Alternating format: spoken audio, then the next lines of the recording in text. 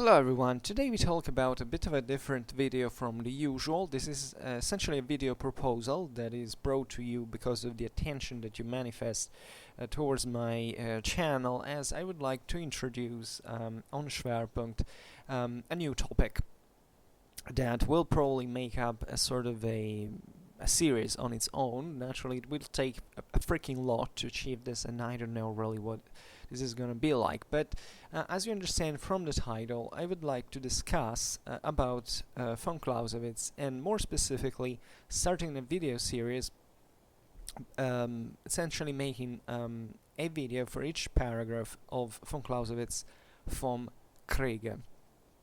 Now, I don't really know how many of you are so well acquainted with von Clausewitz's work. I realize, von Clausewitz is actually a microscopical topic out there. I mean, if you have been living into Western civilization, you have heard of him at least once in your life. And the idea is, however, that the Clausewitzian theory is, very often quoted around. I think even if you simply Google something, you realize there are millions and millions of results. And it's pretty normal, given that this is the thought of this person has radically changed the history of the world between the 19th and the 20th century, and is still definitely here, present and valid, even to interpret at least what is going on into the 21st. And it's a bit of an atemporal work. That was exactly the objective of the von Kriege as such. I mean, now it's difficult for me to even present. I immediately start discussing von Clausewitz, because it's unavoidable. I already digress a lot by myself. You can't, with von Clausewitz it's definitely too easy. But the point I was making is that in pop culture, I believe that von Clausewitz is very often it's generally ignored in the essentials. It's often misquoted, the few times people know actually who he is, and actually way more sadly, because this is really the point, completely misunderstood, at least from what it's I mean, it's not a large, obviously anyone who is acquainted with von Clausewitz theory in just, in a thorough way, even by reading, actually not even so much about him, knows that the complexity of his thought cannot be reduced to just an opinion, like saying, I side from von Clausewitz because I just believe that I can, it's an option among others, like with Little Heart or Kagan and so on. First of all, just remember that on this channel, the name of Little Heart and Kagan will be banned. Essentially, we will, and that's that's my attitude, actually, and exactly because I'm a Clausewitzian. You might have noticed that the Schwerpunkt is, you might not know what Schwerpunkt is, but if you look at least at my avatar, guess who is on that. And Schwerpunkt should be, in fact, also a kind of a famous concept all around, and I don't really know how much it is. I hate to be the one who says, oh my god, I know what this means, so more or less, by the way, because the concept of Schwerpunkt is actually very difficult, and even if I had to explain it now, it would be actually more difficult than it seems. This also partly has to do with Clausewitzian dialectic, but it's not really just that. I mean, it's really a powerful concept, and not surprisingly, I decided to use it, especially when creating a channel about essentially about military history, at least intentionally. And the point is, though, that when you know something, you don't really, you sort of tend, at least this is how I behave, I tend to give for granted that other people are basically understanding what I'm talking about. This is impolite. This is actually rude, because I don't like it myself when it's when the same is done with me, from someone. But this is exactly the point. On Schwerpunkt, that is this rather eccentric project of mine, I would like to address von Clausewitz's thought, von Clausewitz's work, and I believe that the best way, indeed, is to comment on his work bit by bit, and trying to explain it. Now, this poses many problems. Naturally, today it's more than a video proposal. It's just, the proclamation of, the beginning of my interest on the channel towards in the Kriege, and the fact that I will be surely discussing about it. But there are kind of other problems. Naturally, I think I will have to introduce a little bit Clausewitzian thought in general. If anything, also von Clausewitz's biography, because that's very important. You can't understand von Clausewitz also if you don't contextualize him in his historical environment and the life he had. And this was a person who joined the Prussian army at 12 during the war of the First Coalition, in 1792 against the revolutionary France. He basically fought throughout all the revolutionary throughout all the Napoleonic wars, and he also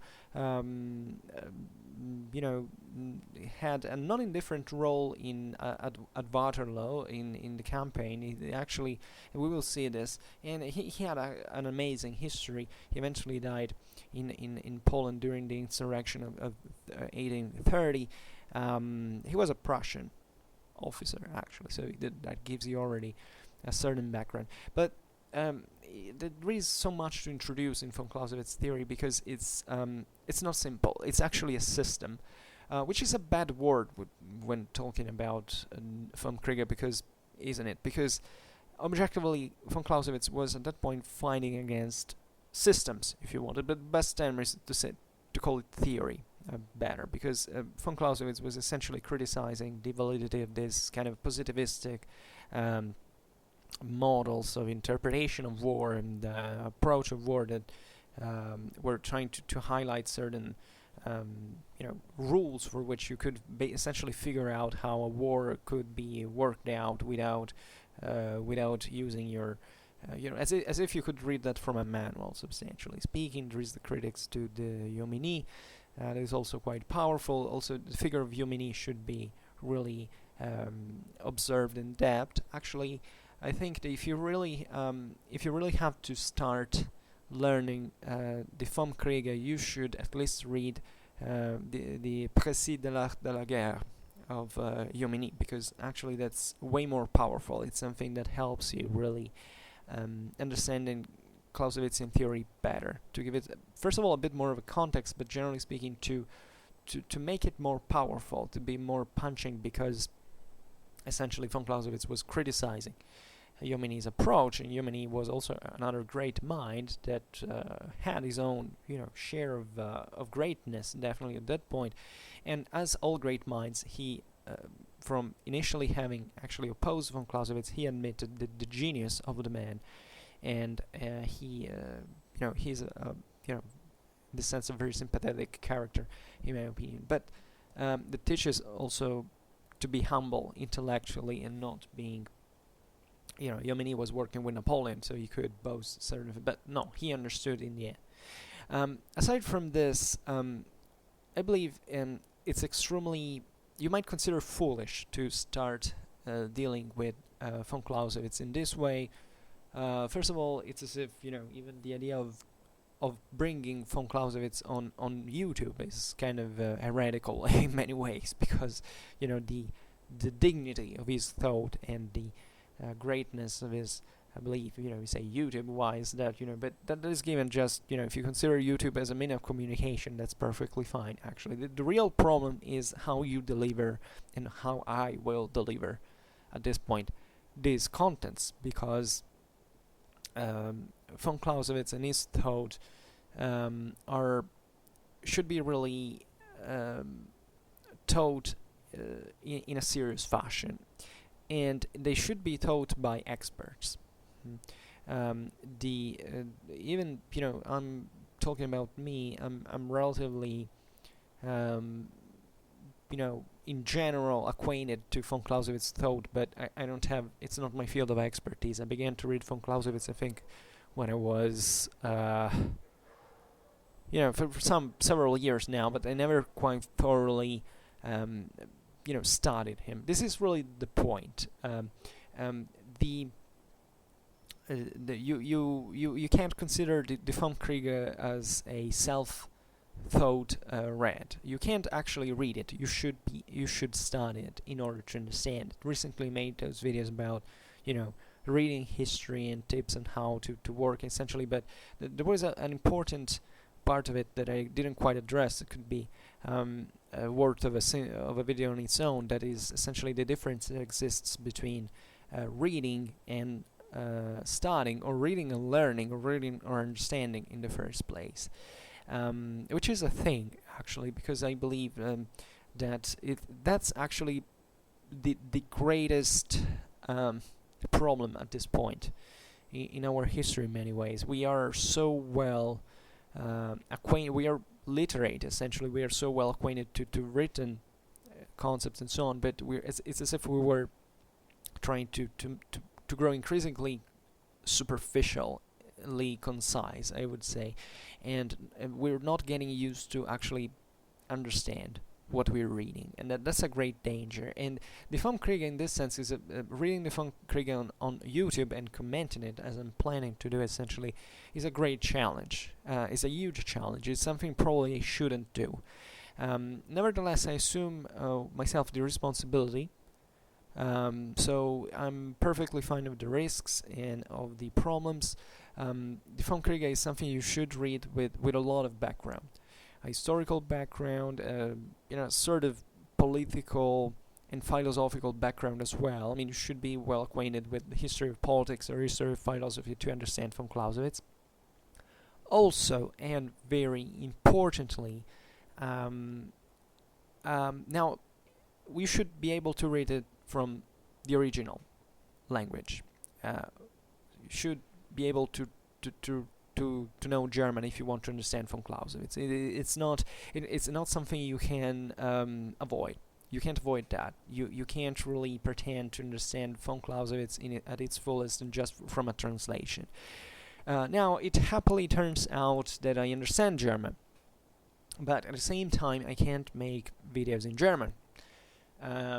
First of all, because it would take me a freaking lot of time. Secondly, because I don't think you would listen to me.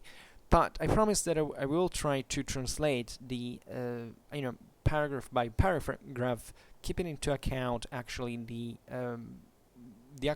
original text in German, because that's very important. There are many concepts that are very difficult to actually grasp and figure out for many reasons. First of all, you can argue, in terms of philosophy of language, as it's obvious that no language can be, properly translated.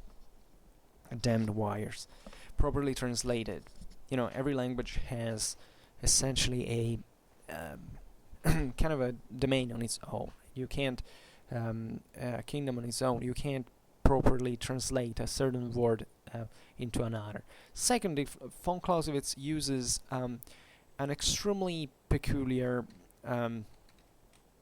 prose. It's I don't know if you've ever read von Clausewitz, but if you did, you know what I'm talking about. I mean, von Clausewitz was he was a genius. First of all, let's be honest about it. He was an extremely cultured and intelligent person.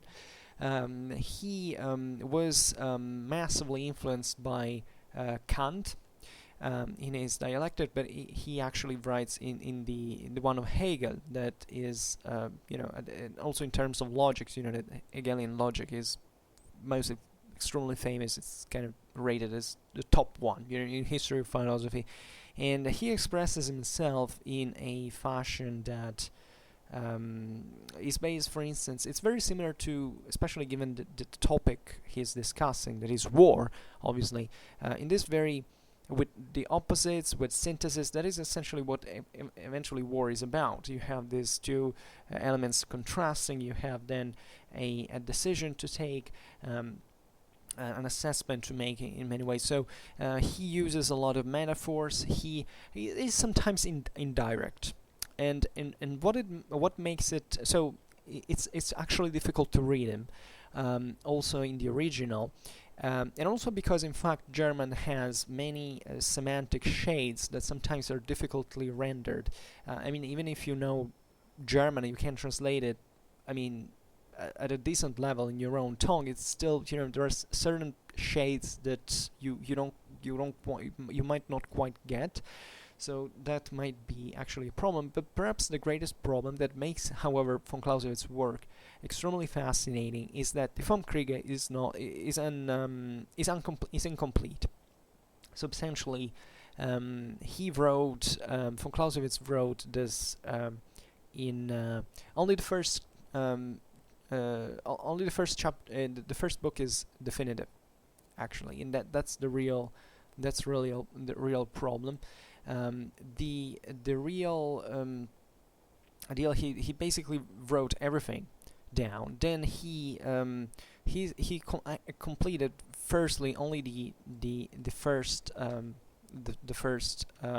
book, and the others are kind of reflecting partly also the evolution of his thought while he was writing them and kind of reformulating them, but unfortunately they're not complete. So what happens when you read the vom Kriege is that you stumble into parts that are even contradictory apparently, but the point I would like to make is that it's really not.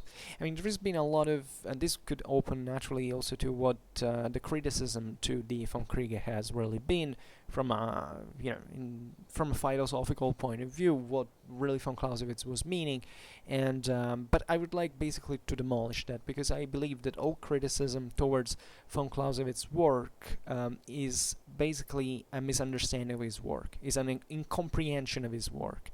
And I'm firmly convinced of this, because I believe the von Kriege is basically completely valid to describe what war is in every aspect, and especially what its relation with politics and society are.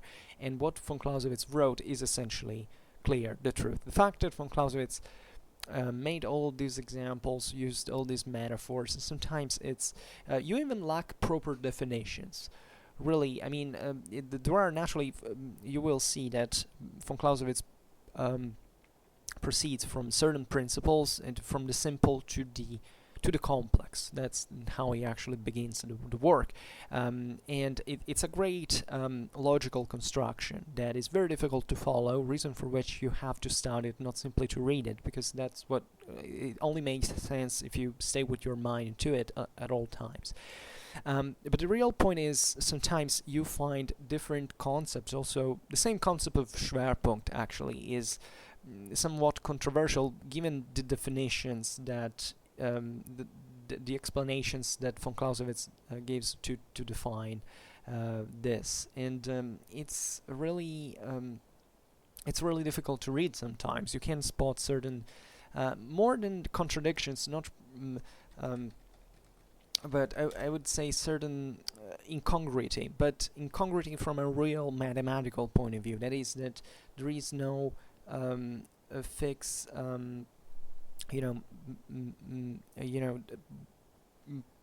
definition. It's in order to which is also false, because he actually gives definitions. But the problem is that he more to make you understand the concept, he uses all these kind of explanations with analogies and so on that are quite metaphorical in nature, and yet they're extremely clear. Personally, when I read von Clausewitz, I always I might lack maybe sometimes the whole picture, I might miscomprehend certain relations in the system, but when I read the single parts, those are always very powerfully and effectively clear.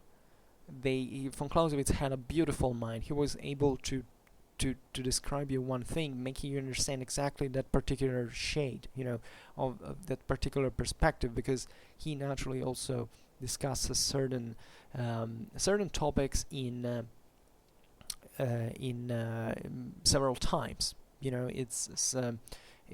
There are certain concepts that are naturally in the same idea of war that represent themselves constantly in the theory and are necessary to be repeated and explained in different ways. So I didn't want to scare you with this. Probably it's also lame introduction to the greatness of von Clausewitz's logic and dialectic, but this is not really the point, and we we would have to talk endlessly about this in many ways. The real problem in there is the looking at what the vom Kriege is as a whole, and I can't make an introduction. I mean, I refuse to make. I don't know how long this video will last. Today I didn't prepare any sketch. I'm just talking by myself. But it's a universe. Von Clausewitz is really a universe in his, and I don't think I could introduce him. Doesn't matter how long this video lasts or what kind of of idea you can have of the world, but generally it's we could say, what can we say now? Introducing von Clausewitz life and thoughts. I don't know. I would like to make another point that is mostly about the reception of the Clausewitzian work, but perhaps it's better to do it later, because it's mostly a pretty harsh comment on von Clausewitz detractors. Don't read that. Don't. Well, okay. Let's say that, as we were saying before, von Clausewitz, Carl Philipp Gottlieb von Clausewitz was born on June the 1st, 1780, and died by Magdeburg in today's Saxon-Anhalt, and died in Breslau on November the 16th, 1831. He was general, writer, and military theoretician. He was a major general in the Prussian army. He fought, as we said, during the Napoleonic Wars, and definitely von Kriege is his greatest work. Actually, von Clausewitz wrote many things, not just the von Kriege, and some of what he wrote was exceptional. There would be a huge parenthesis to open, even discussing about military history proper. I mean, von Clausewitz studied, I don't know how many campaigns, historically campaigns. It's something that, I tried it once, and it was really a devastating exercise. It took me 1 year. This guy, I don't know how many years later, we're talking about tens and tens in all his life. He was a man of extraordinary culture, as we were saying before. So there is much more than just the von Kriege, but the von Kriege is really the main treatise that expresses, his theory in fact, as a theory. He is thought as a theory proper, while the others, are definitely partly expressing the same, but also showing a bit of a more of a methodological, analytical method applied to military history. This is very interesting also because of the importance that von Clausewitz attributes to military history proper. He states now, we can't go in depth now to that. Maybe I will leave it to another video. But he basically states that in war, there is no, in looking at basically war in theory, as a, looking at the theory of war, you can't practically do without the experience given by military history, in fact, and that's the field, for which you can't understand war even at a theoretical level without knowing the reality of war. This is extraordinarily important, because now we will see how theory and practice are always close in von Clausewitz work. There is a constant reference to examples, to practical, and to the practical sphere. And what he says is essentially you can't understand war if you don't understand military history, if you don't study military history proper, and that any theoretical ideal that you can essentially make about war and how things work, etc., is kind of senseless if you don't couple it with the studying of military history. This is extremely important, and that's why I decided to discuss this also on Schwerpunkt, because it's as if you could do both things at the same time, and there would be also a huge distinction that we should have to make. Now I'm throwing lots of things in, but it's essentially the difference between military history and history of the military art that very few people actually grasp today, because many people, many students also claim to be polymologists, and so in fact they study essentially the wars in general. I mean, it could be literally everything. You could also study, you know, how a certain society responded to that war, or something like that. So things that have not necessarily to do with the strictly with the ways into which wars were carried out. So the difference between military history and the history of military art is essentially that the first one studies the war, the others the ways in which this was carried out. So the evolution of strategy, tactics, armaments. So while the first one is more concentrated on the events, the second is structurally diachronic. And this also opens to another consideration, that is, you can't objectively understand military history if you fix yourself just on one particular era. You know, from what I see, at least from YouTube, is that, you know, people are obsessed either with, I don't know, ancient warfare, and basically they don't learn anything else about the Middle Ages because they think it's lame or whatever. You can't understand Roman warfare if you don't understand the 30 Years' War. You can't understand the English armies of Cassio Azincourt if you don't study the Battle of Fallujah. There is so much to learn about this, and you can't look at military histories like just a series of anecdotes of events that are concluded in themselves, of a sort of warfare that changes as if it was a matter of culture, as a matter of fashion. I don't know how to say this. War, and this is the core of Clausewitzian theory, at least this can be interpreted in this way, is essentially a universal phenomenon. You know, it's a human phenomenon, first of all, and it's in the essentials, it's always the same. This is the great wisdom, the great treasure that von Clausewitz is explaining us. He is essentially showing what war is, abstractly from specific eras, like saying war has always this nature. Essentially, it works in this way at all times. And in fact, much of it, the criticism against von Clausewitz has been said, okay, well, no, now von Clausewitz was just thinking about Napoleonic times, and it's not useful because it stops, I don't know, to World War the First, the effectiveness is 12. No, completely not. A person who states such things is a person who has never read von Clausewitz quite easily. You can spot it, her as easily as this, because whoever has studied and learned from von Kriege perfectly knows that the Clausewitzian theory is looking at war for what it is as a universal. And this is why it is so important to know the von Kriege, because it's really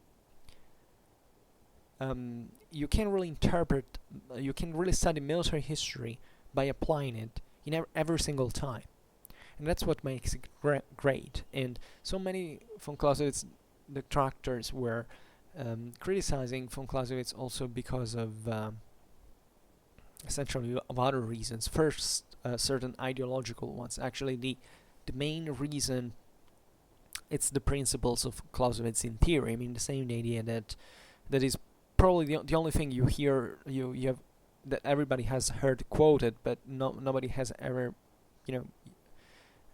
nobody usually explains. It's just anecdotically quoted, like, the war is just a prosecution of politics with other means. Then, great statement, but will we go a bit into depth into that and observe what it means? And if you look at Littlehart or Keegan, you realize that these people were essentially doing a mess. Keegan was a slippery, faker, and he wrote quite interesting things objectively, but I don't think it can be even posed in comparison to anything. I mean, it's not what I think. It's simply that it's worthless in front of Clausewitz's point.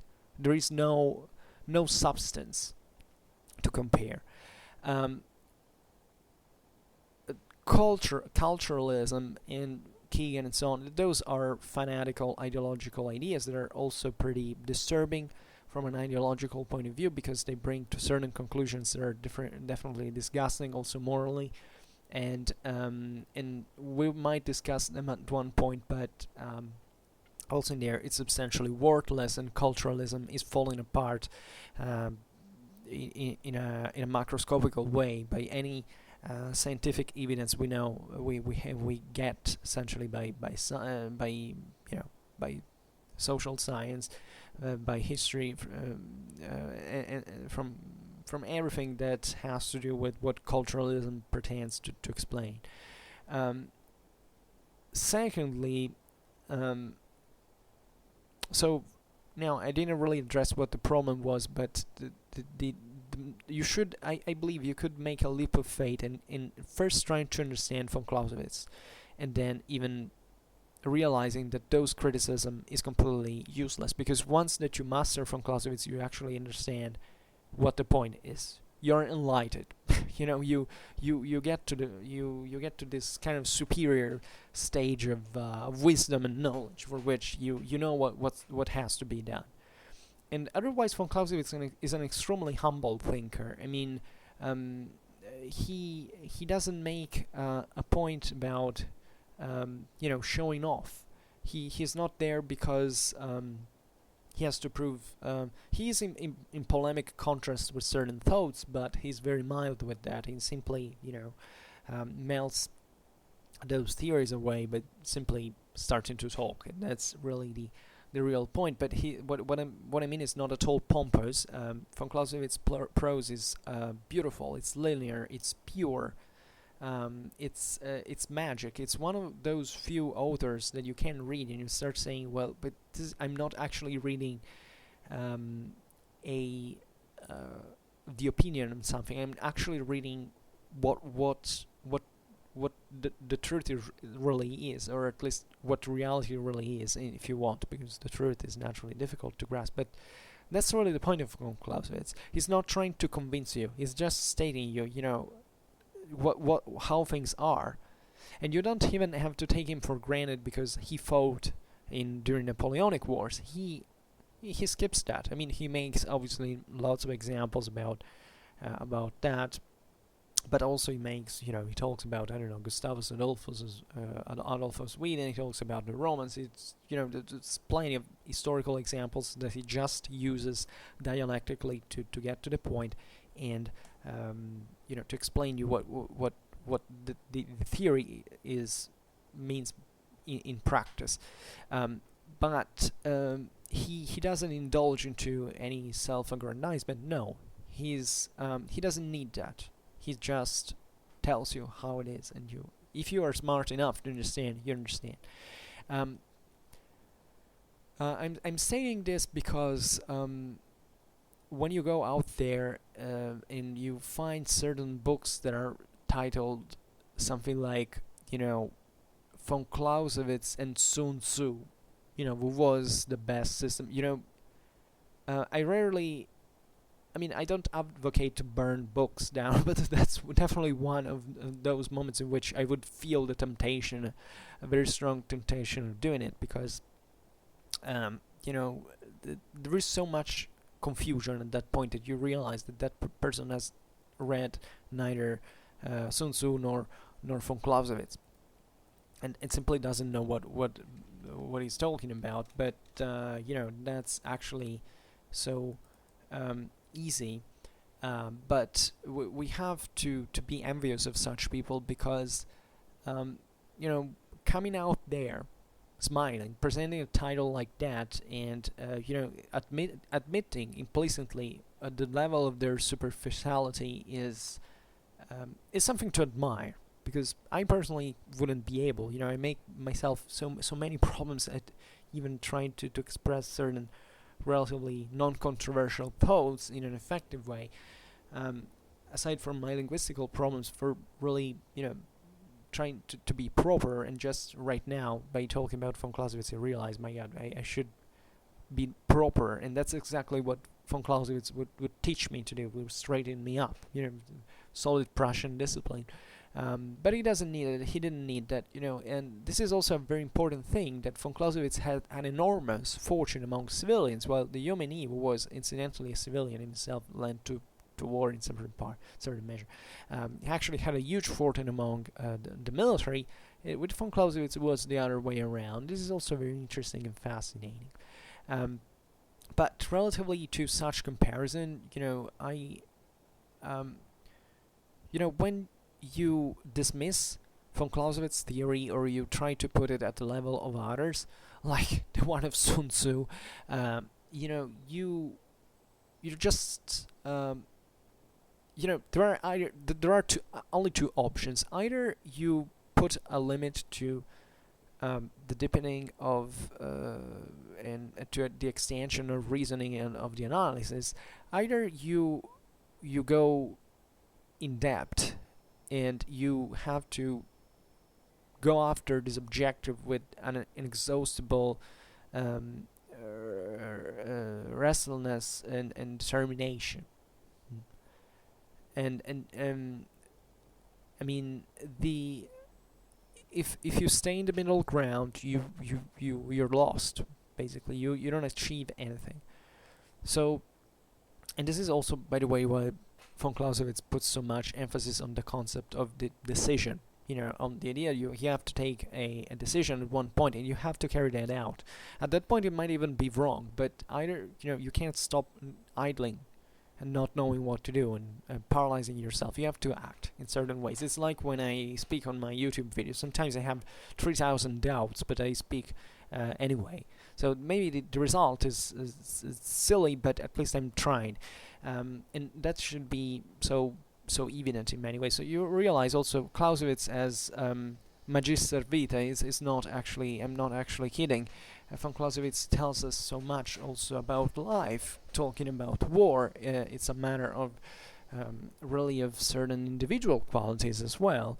For instance, I don't think, especially if I read von Clausewitz, they would have ever been a great commander.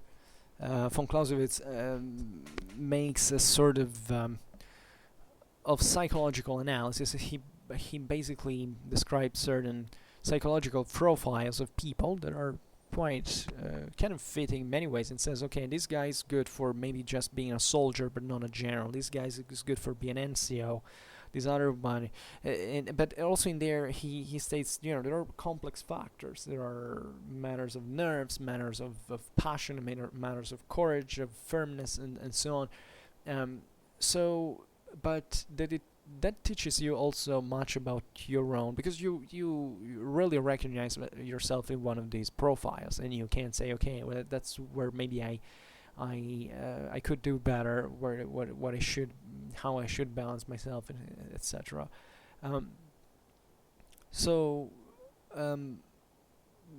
Just with a bit of embarrassment, when you compare,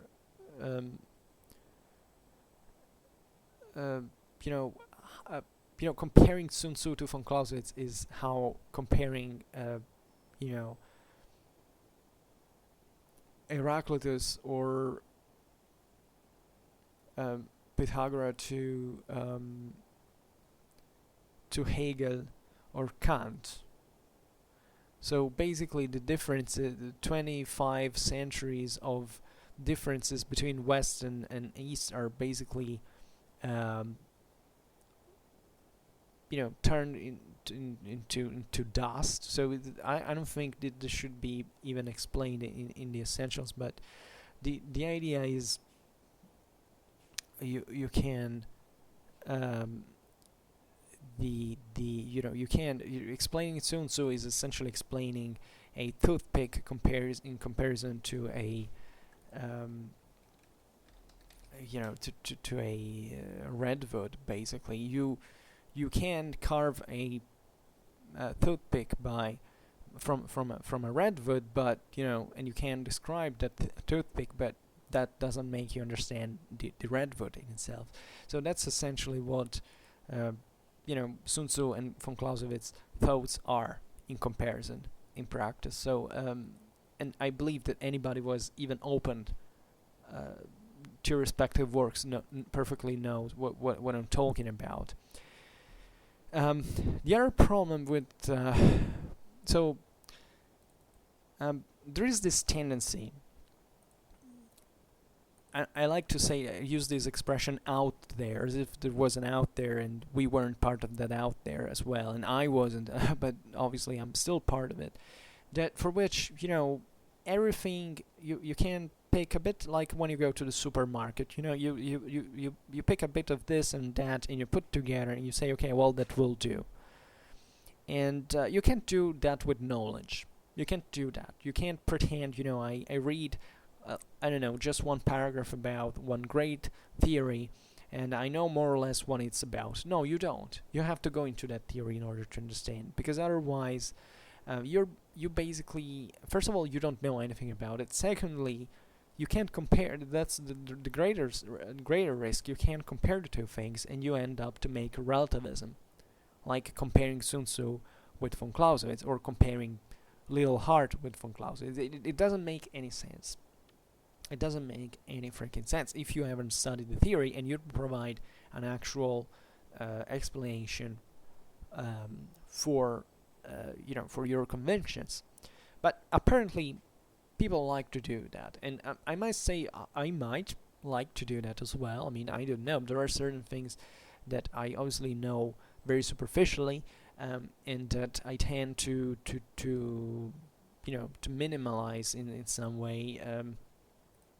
Or to treat superficially, because that's the level of my understanding, but at least I realize it. So I tend usually not to discuss more than much about things that I don't really know. But once this is the beauty of knowledge, is that people are thirsty of knowledge in many ways. They like to find the essential, the molten gold they can treasure, and they can say, oh, I know this, it's great. But really, the greater knowledge, the point when you arrive that you know more or less what you're talking about with confidence, it's only after years and years and years of reading. There is no way through it.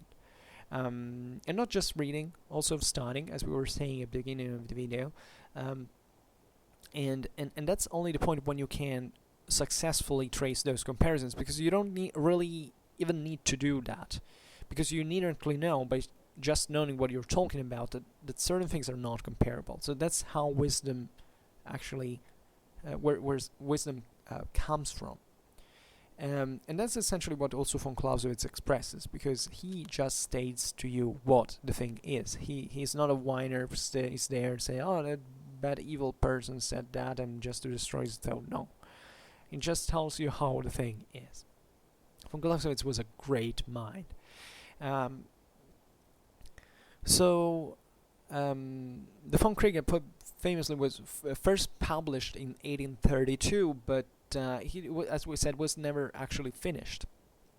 Von Clausewitz died and when his work was still, relatively far from being finished. I say relative because fortunately we have the ensembles, also the we have to thank another extraordinary individual who was von Clausewitz's wife, Maria, who was an extraordinarily intelligent person. She actually knew a lot about what what her husband had written. You have to understand what the environment here was. This Prussian gentry. Actually, von Clausewitz was of Polish origins, seemingly, and he also had a pretty relatively obscure aristocratic background. I mean, seemingly, he was even that's complicated. Now we should get into the social spectrum of that society, but this was essentially the Prussian gentry that was all about war in many ways, and had this he actually von Clausewitz was born in this small bourgeoisie, so he was actually pretty humble when he enrolled when he enlisted into the the Prussian army. But he eventually married Maria, who was also had a higher status compared to him, and he was acquainted to these circles of the time. You can imagine at the end of the 18th century was a lot of ideas circulating. Prussia was relatively advanced. Obviously, it was a very conservative environment. There was also a kind of hostility towards pure intellectualism as in itself. Eventually, von Clausewitz emerged also as one of the greatest intellectuals in human history, if you want. But there was a lot of pragmatism combined to that. This is what made von Clausewitz's idea so powerful and so concrete and so real and so effective, because objectively he was able to combine some of the best of the Enlightenment and also the pre-Romanticism in many ways, because von Clausewitz brings in also lots of interesting thoughts about the importance of the national feelings, and it's being criticized because of this, because naturally eventually the second and the Third Reich made of his thoughts, as many others misunderstood, thinkers' thoughts their own. In many ways, von Clausewitz has been criticized also essentially because of this, because incidentally, you can attribute very presumptuously, the cause of the kind of what the hell this thing? I mean, the fact that the great I wanted to use the unappealable German defeats during the 20th century were due to a class that was considering the vom Kriege as its own Bible substantially. So, and there is it's like what it's been done with Nietzsche. It's what's been done with many other things. Saying, okay, well, that's what inspired Nazism. So we have to get actually, the Nazis drew heavily from a cultural substratum that you can consider controversial. This is not the case of von Clausewitz. In that case, that's complete misunderstanding in many ways. But also for Nietzsche, actually, and many other thinkers, that's been really like that. I mean, there were certain authors that were, picked by as models by the Nazis, and that were at the same time picked as models by the resistance that fought in the same Germany against the Nazis, for instance. So that's very just think about the Gospels, just think about the Bible in general, and how many different interpretations of it there have been. So it's perfectly normal that in front of great thoughts and great thinkers, there's always the extremist, there is always the violent that can pick them and kind of amplify certain aspects and so on. Even Marxian and theory and Marxism are, if you want, a bit different. In the case of Marx, I'm not a great fan, but it's still, Marx has some kind of interesting thoughts out there, but for the rest, most of it is actually false, and also actually wrong at so many levels in economical theory, and eventually how history happened, and in politics there's a lot of frustration in this thing, and but Marxism is another thing. It's also another attitude, it's another way it has been formulated. So you can have extremism that basically picks these authors and says, okay, look at what, and other people criticizing that extremism and saying, that's the fault of that author, and that author has objectively no fault, and especially in the case of von Clausewitz, that's perfectly fine.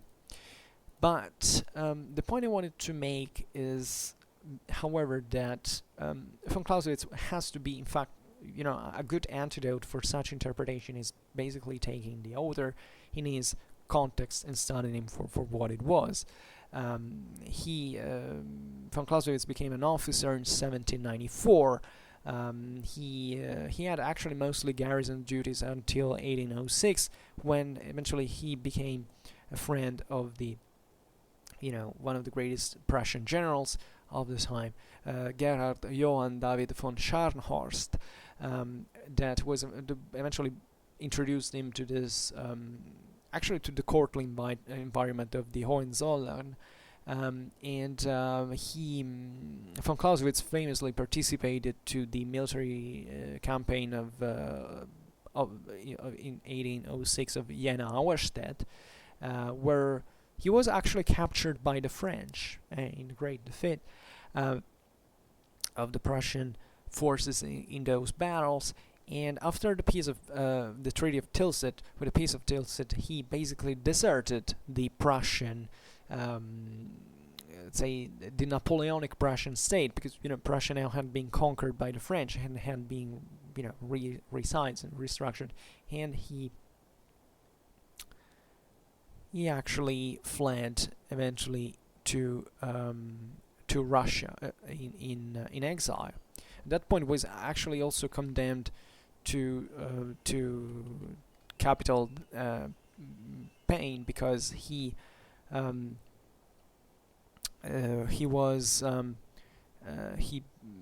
abandoned essentially the Prussian army where he was, for fleeing and going to fight for another country. It was Tsarist Russia against the French at that point.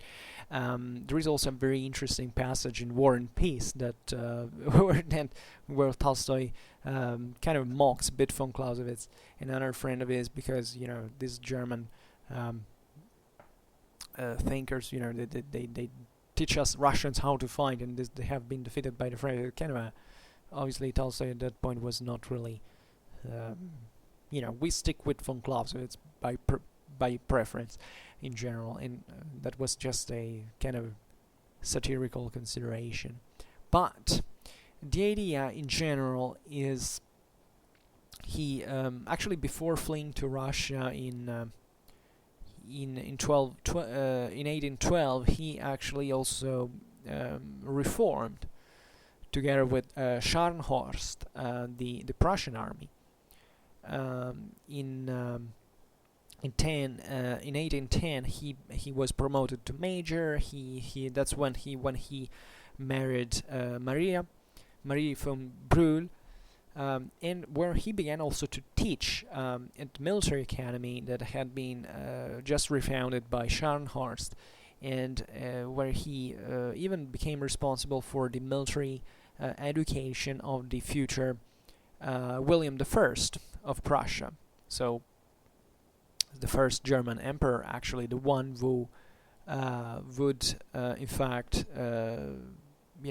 unify Germany, thanks also to his politicians and thanks to von Moltke. By the way, at this point the German army was completely soaked in von Clausewitz theory and thought, and would remain like that for that's where he began to write. He also in 1812 he wrote for William a little, I don't know, I think it was a booklet like known as The Principles of Wars, and that eventually he fled, he abandoned Prussia, and eventually he eventually he even participated to the negotiations that brought Prussia to abandon the Napoleonic coalition after the Russian campaign of Napoleon, and he participated to the famous Battle of Leipzig in the campaign of 1813, 1814, and even at the Battle of Waterloo. Even if he didn't actually participate to the battle proper, but he actually had extremely important connection functions for the Prussian army at that point in the campaign. The certain important connection tasks, and he was eventually promoted general in 1818, but also in here politics began to play a little bit into the thing because he was considered a reformist, so he was kind of downplayed by the German sovereign at that point, the Prussian sovereign, and he actually began he became an administrator of the War School of Berlin, where basically he remained practically almost up to his death, and that's where actually between 1818 and 1830 he started to write at his famous Vom Kriege, on war. And as we've seen, these 12 years were not enough for him to complete his work, and when the Poles insurrected in 1813, he was called back into service as as a chief of staff of Gneisenau, and sent on the Polish front, where he eventually died of the essentially of the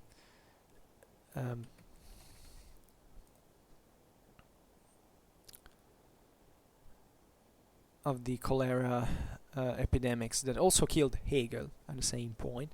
Now, I don't think we know much about the relation between the two, but it's evident, however, in von Clausewitz's work that he was definitely massively influenced by Hegelian logic and so on. There are other minor works he produced that are essentially a pretty hefty corpus of brief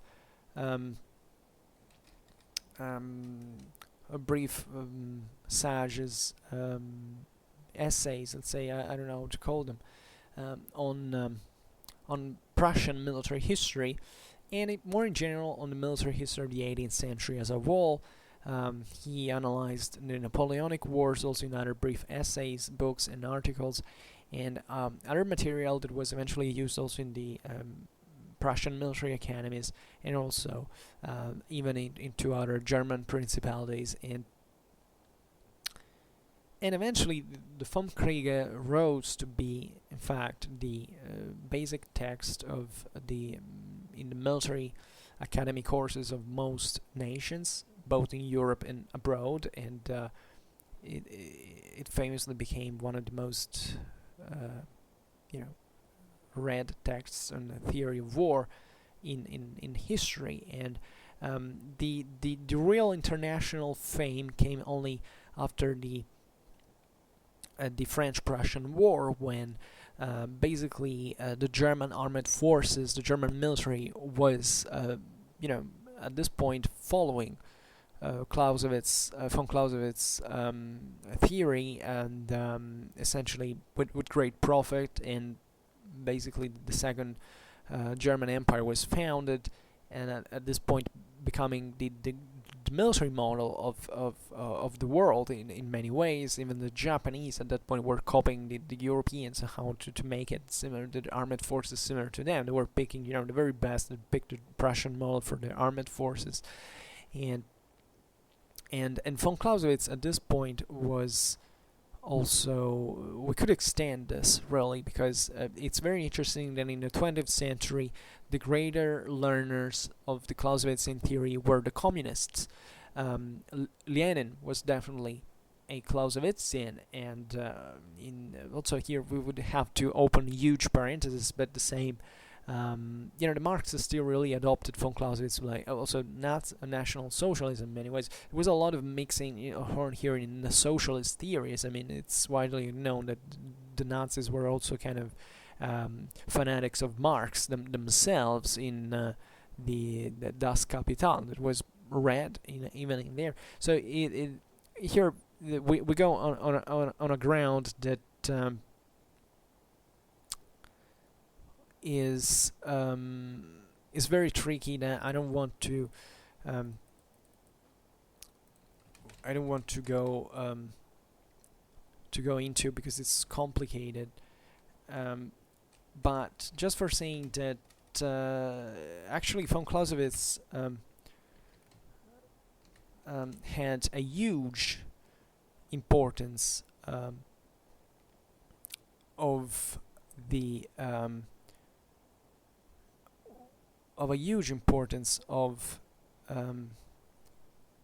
the Clausewitzian theory. I don't know what it said now about the capital was actually read by the Nazis. I don't remember whether it was. I don't want to say something stupid now, but probably already did. So just checking whether it was.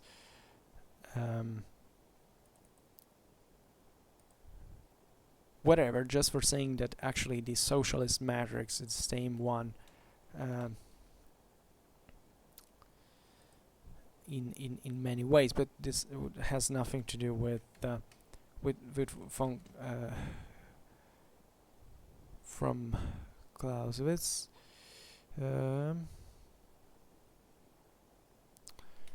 Okay, whatever. The point I was making, however, sorry for the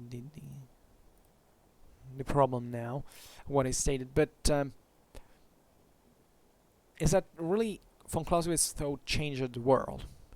In many ways, if there was a second German Empire, it's because of von Clausewitz. If there was a successful Bolshevik revolution, because of von Clausewitz. I mean, the thought of a man really changed the fate of the world, essentially. So that's the power of ideas. That's the powers of knowledge. And what I want to talk about is on this new series is essentially how. It's a bit about this. It's about the power of rationality, of wisdom on the way we look at history. We look at history in the moment we which make it in so many ways. Von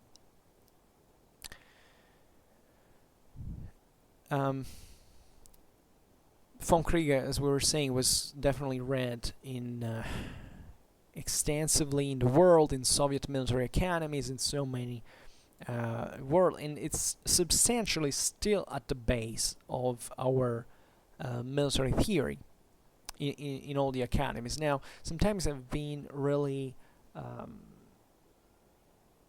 amazed to notice how actually the same military men do not know much about von Clausewitz, really.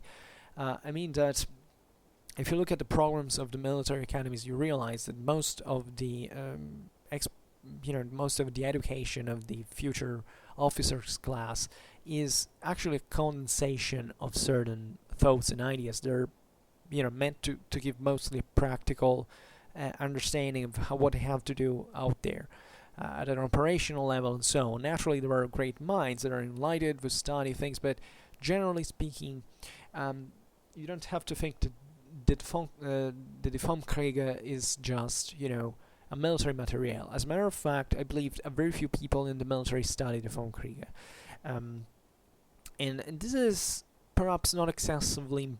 I mean, of course, if I had to have my own military academy for my own state or whatever, I would make it mandatory for any officer to actually study 4 years the von Kriege. But this is another point, because it opens to a broader problem, that is the relation between politics and war. I think the von Kriege, as a matter of fact, should be read, should be taught I can't say in schools because now it's a problem, but it should be read. Should be read by many people, because it stresses, it would basically destroy, I think, all the prejudices that we have towards the concept of war in itself. Now, today I'm also particularly tired. I don't know why I'm going so far and wide on so many topics, because these are, every one of them could make for a video on its own. It's extremely complex, it's extremely complicated, and I don't know how to put everything together. But let's say that the importance of von Clausewitz is understanding war in its true nature, in its true essence, as a mean of politics. This is really the most important aspect of it. It's not about a freak interest for, war in weird ways. It's plenty of, let's be honest about it, in pop culture, all the people who get interested in things like war, etc., you see it from everywhere, from Facebook, from YouTube, are people who just played video games and historically or military themed, and they want to know more because they think they know something about it. I can't fit into the category by certain standards. If I hadn't studied what I did in my life, I would be still at that point. But the problem is that there is much more than that, and it has to do with civic education and democratic culture. And I'm not kidding. This is really the point. If you don't understand what war is in the first place, and not the emotional slash, shocking, emotional, shocking view of war that is portrayed by documentaries, by people, even in part even by some military men, in this idea of war, and everybody talks about war, and ultimately nobody has doesn't even know what von Clausewitz was or what he has written. I find this embarrassing, actually. I mean, we have such a great civilization under many points of view. I believe we are kind of living in the best moment in history, in terms of quality of life, etc. We have all these giants, and we are actually working on their shoulders, but we can't even credit them. We have these pillars of Western civilization at our hands, a book that you can open, you can read, and we don't do it. If only people knew and studied from Kriege, they would be much better. We would live in a much better world. I believe we would be much more responsible from a political point of view. We would be able finally to understand what's the importance of what's the real importance of violence, and how to use it only in delimited, circumscribed, effective, functional fashion, and not just indulging into ideas that war is either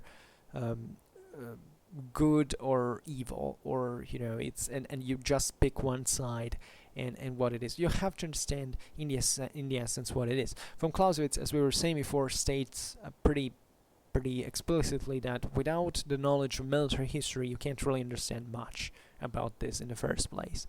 So if you wonder why I make videos on military history, that's aside from my personal interests, that's objectively also a Clausewitzian aim in many ways, to make people more sensitive about certain issues.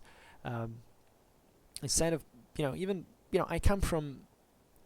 I see what the academies are, for instance, in our world, and I'm sickened and disgusted sometimes, not because they're inherently bad, and not even because they're politicized in part. It's not really the problem, at least from the one I specifically come. Then there are places that are awful all around the world, but it's really the point of these people talking all around about small things. Well, we have these works at our hand, and we don't study. It's kind of moral narcissism. It's like, look at me, I'm a PhD, I'm so cool because I spent 3 years of my life studying about one thing that eventually I will not move from mentally until I will be into a grave, because I'm cool, I'm such an intellectual, I'm saying great, and you don't even study von Clausewitz. And that's something I can't accept, especially when you study history, even if you're not a military historian, where you're not knowing what this is. It's as if we were all asleep in a certain way. It's as if we were completely numb and dumb in this moral relativism that, where everything is fine as long as you like it, allegedly like it, doing it at the moment. There is no commitment, there is no aim, there is no purpose, there is no discipline. Von Clausewitz teaches you discipline, and not just because he was a Prussian officer of the Napoleonic Wars, but because he tells you that reality is in this way. Then you have two options: either you stick to it, either you invent your own world of fantasy. Well, many people, even allegedly great scholars, including people who teach in military academies, choose the other path, and they pretend, to have known it all, to have known it better, to have surpassed von Clausewitz, that they have effectively criticized him, that von Clausewitz is wrong and everything. And that's, first of all, ignorance, and ignorance alone wouldn't be a great point. That's really a premise. Then it really depends what you want to do, and then you make the choice and you start saying this garbage, and you fundamentally reveal yourself for what you are, which is not just an ignorant, but also an idiot. A person who speaks about things that he doesn't know. This happens all the time into our society. We are in a time in which opinions are not valued on the quality of their content, but on the volume at which you shout them. This is disgusting because it's essentially the denial of civilization. The civilization we have built, civilization doesn't build itself. It needs people to, working very hard to really, making a way through problems to reality, trying to give it an order, trying to systematize them, just for a bunch of idiots, arriving to a bunch of idiots that, on the top of this, can take themselves the arrogance, the moral nihilism, and say, oh, this is all false, this is all wrong, it's not important, whatever it means, I'm better. Sorry for the vent now, but it's really, I think it's a deep cultural problem that I think even reading von Clausewitz would partly solve. I'm not using von Clausewitz now as the,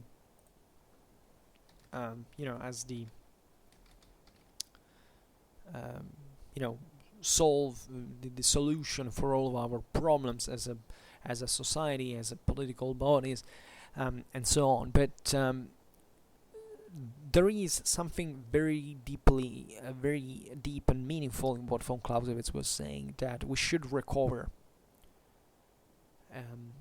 in many ways, and more than else, trying even to understand, because it's willing to understand. It's not that we have to recover from Clausewitz, because von Clausewitz is out there. There's plenty of societies, of associations, of people, of scholars that study, we discuss, we talk about this. So it's fortunately enough, we have these people to whom I would like also to make my excuses, because if I will, it doesn't exist. And if I start talking about von Clausewitz on YouTube, surely many of them will come here and say, okay, you're not an expert, you're an average no one, you might have some historical education, but for the rest you can't really speak. Okay, yeah, of course, I'm sorry for that, and these are my I ask for forgiveness in advance, but at least that's the message that I would like to transmit. I want to talk about von Clausewitz. I want people to get to know about them. I want to spread the good word, and therefore that's the point. I don't think of von Clausewitz to be the remedy, of the cure-all, the panacea of all evil, possible evil, but definitely in our society, if we were a bit more Clausewitzian in thought, we would be actually probably better society. So going back to the vom Kriege proper, the final publication was kind of owed to to von Clausewitz's wife, who is interesting. In the premise, in the introduction to the von Clausewitz, she actually writes. She's very interesting to read. And basically, Maria, between 1832 and 1837, had his deceased husband's work published. This was made up in 8 books. As we've said, there was the unfinished work. And what can we say? The vom Kriege is the fundamental principle of modern strategical theory. There are several reasons for this. There's definitely realism. Von Clausewitz is a realist. That's something we should all learn to be, in my opinion. Even if it's an approximation, you can rightfully debate what is real, what is not. But if you start from the principle that at least by approximation our life can get better, sensibly better, because of being assessing reality, it is not what you pretend, reality to be, but trying to figure out at least what it really is, because that's all it takes. And that's why history is also so important, because history is the research of this knowledge. In many ways, it's fine. Otherwise, you will live in a world of fantasy that will do nothing but evil. These are all considerations that you can that we will observe when reading von Clausewitz, in step by step, because even from his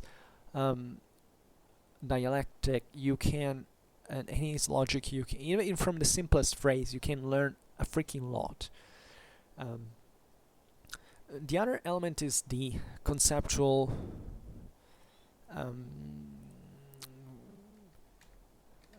you might argue the conceptual completeness of von Clausewitz's thought.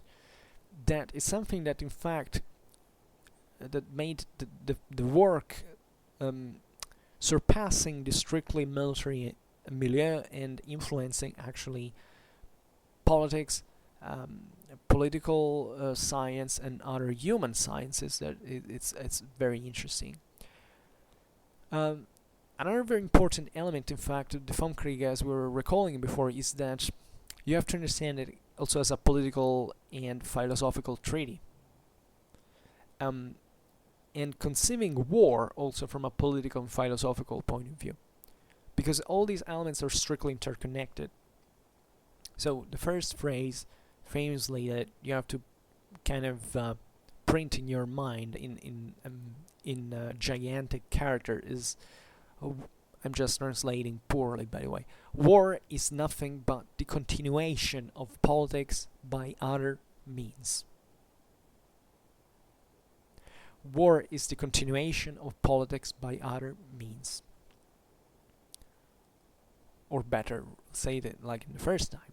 War is nothing but the continuation of politics by other means.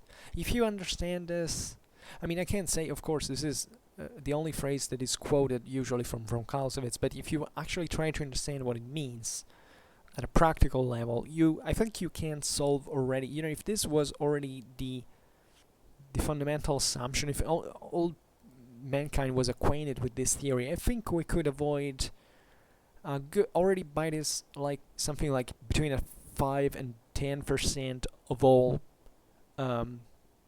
mistakes when it comes to the way we handle conflict, I believe.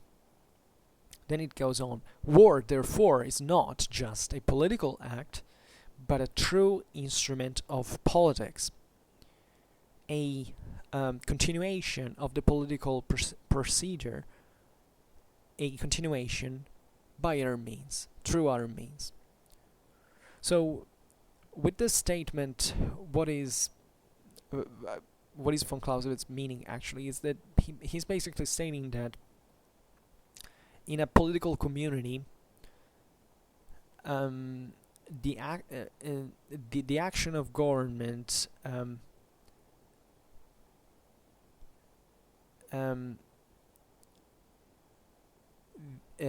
is hierarchically superior to war.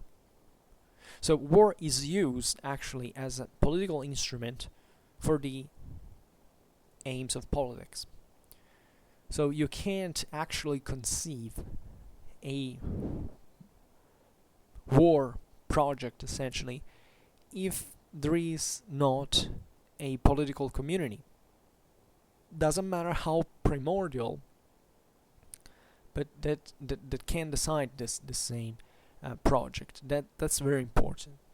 And vice versa, because this also implicitly means that there can't be any society without war, or better, the political option on the table. This is something we have. You know, that's why you really want to spit culturalists in their face, because this is objectively what the real matter it is. Culturalists states that it's just barbarians who make war.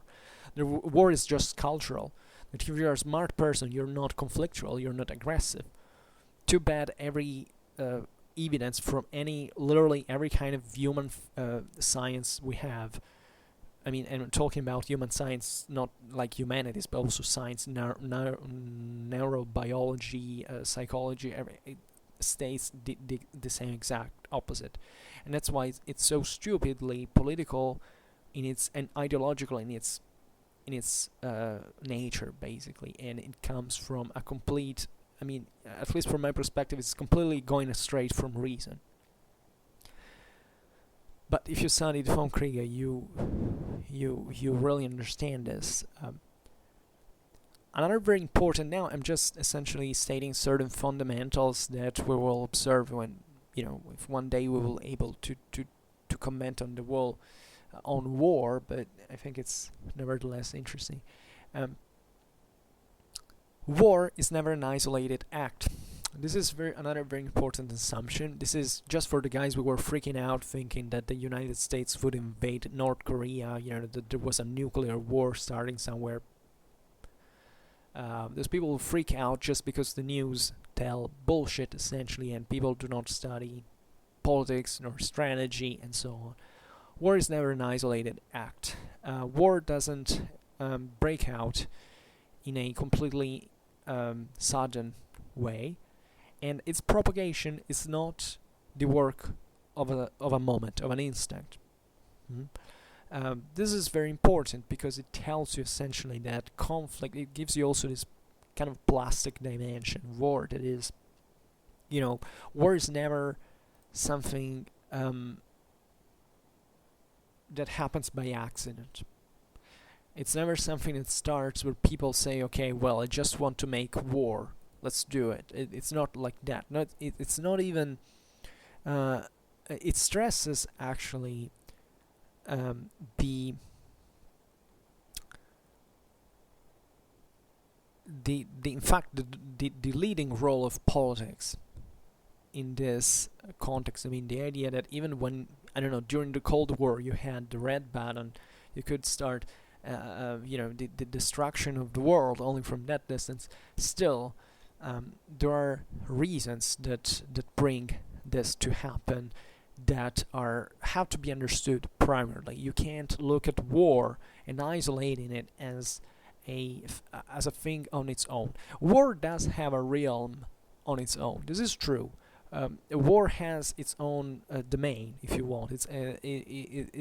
It has its rules in many ways, but it's a sort of thing that is delegated also by politics to others, like the professionals of war and the military class and to the military in general. But it's still tied by politics. And this, at a strictly historical level, it's so evident, I believe. I mean, how many military operations were called off because simply politics made it happen. And that's what also, there is so much confusion sometimes, looking at the history of the 20th century in front of things like, I don't know, the Vietnam War, or before the war in the Algerian War, this for which we believe that war is a sort of absolute that kind of dictates how history goes. It's never war in itself. It's politics, and it's politics that drives it. It's naive to believe things like that. I don't know. Wars are lost or are stopped, or however you wanna.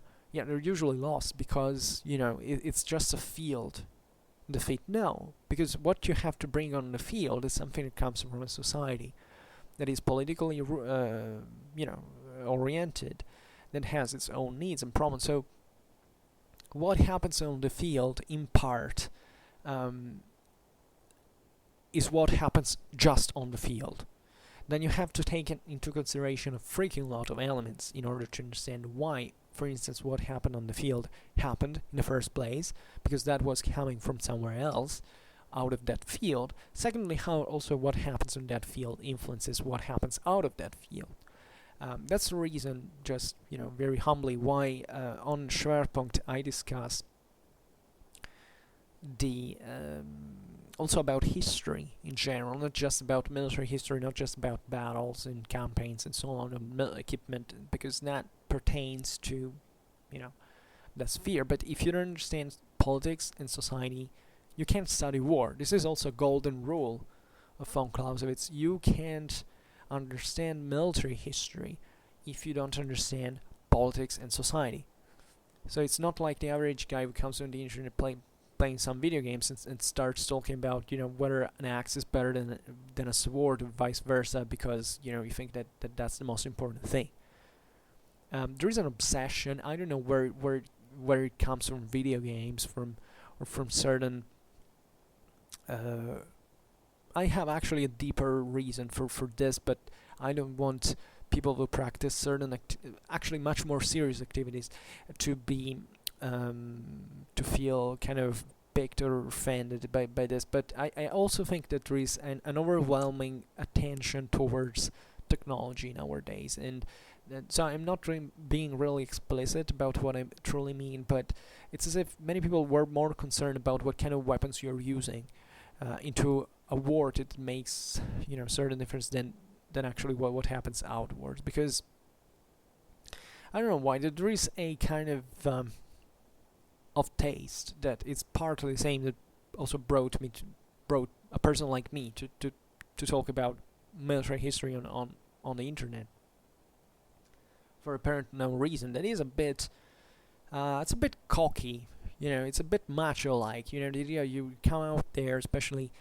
to talk about war because it's cool, because it's as if you were the chieftain, the tribesman, with all the followers that know, oh wow, these guys understand about war. It's our tribalism that pops out sometimes, like saying talking about war is somehow something that triggers you, especially as a male, as a more testosterone loaded human, to look at conflict as something paradoxically exciting. Another thing you don't have to be tricked by is that actually von Clausewitz is not propagandating war. There are many people out there, many pacifists, I believe. Also, I'm definitely not a pacifist, because I believe it's completely irresponsible and dangerous for society, and that even the pacifist message is extremely unethical in so many ways. But von Clausewitz is not advocating not even the necessity of war.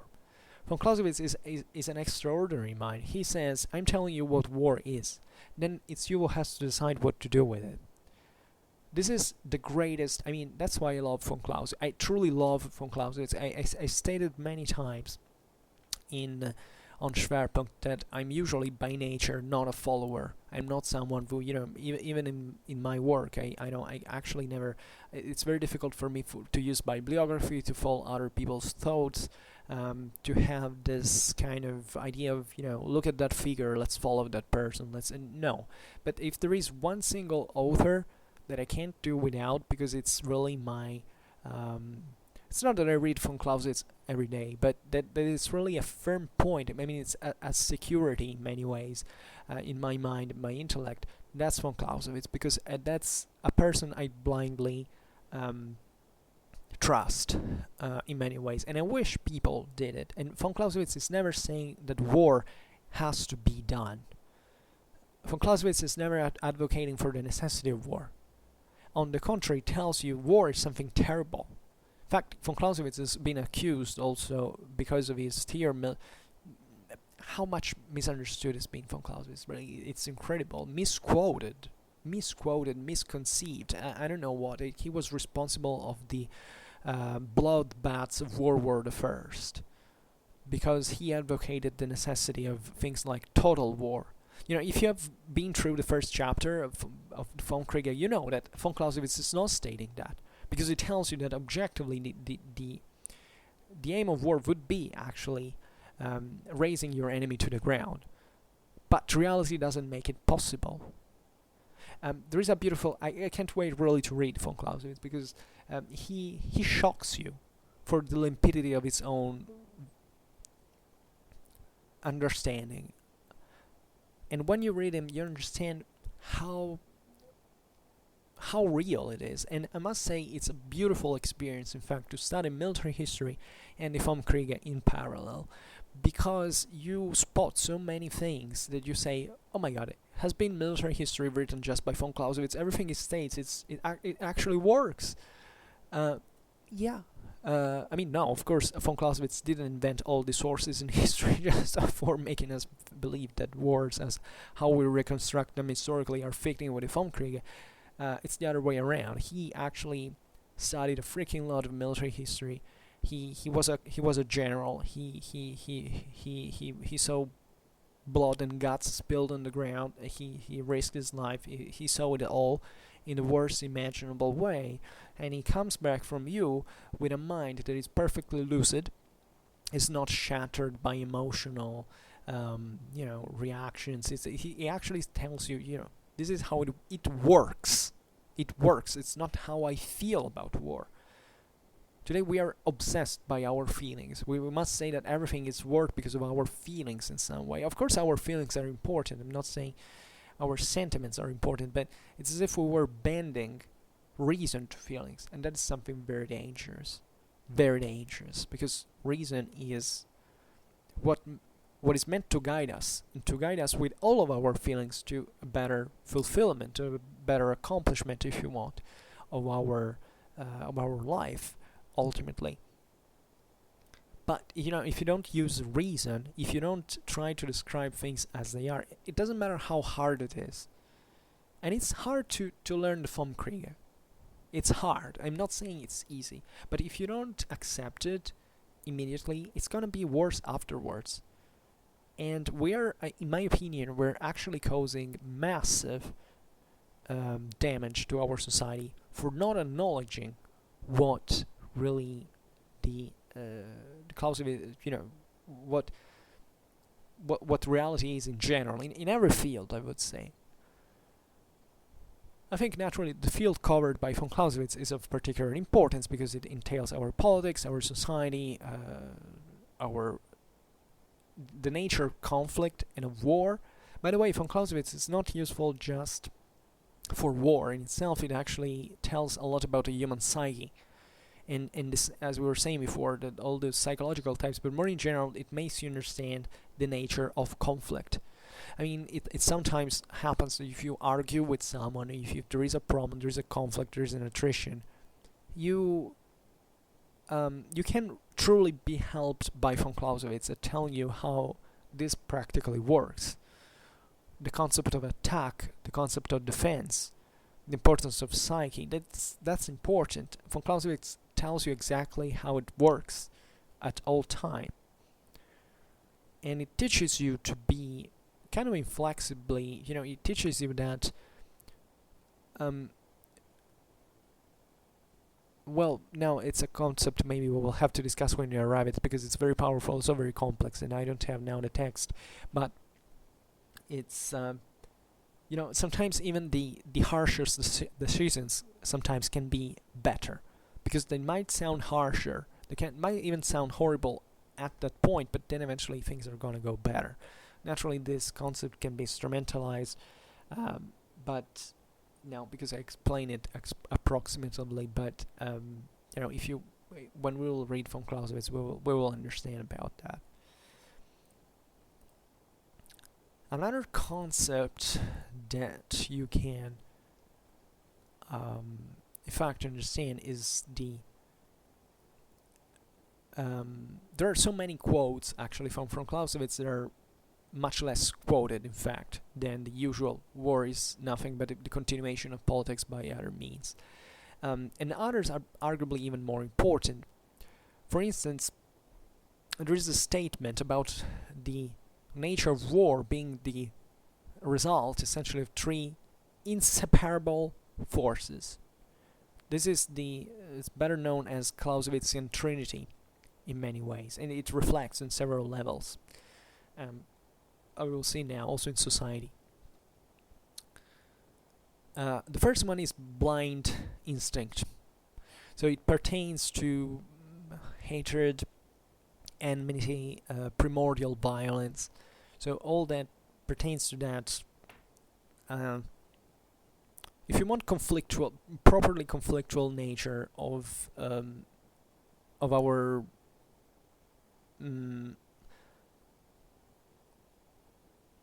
the conflictual nature of our being in the strictly evolutionary sense of the word, really. The second is the free volitive act of the soul, of the spirit. That would be essentially the military value,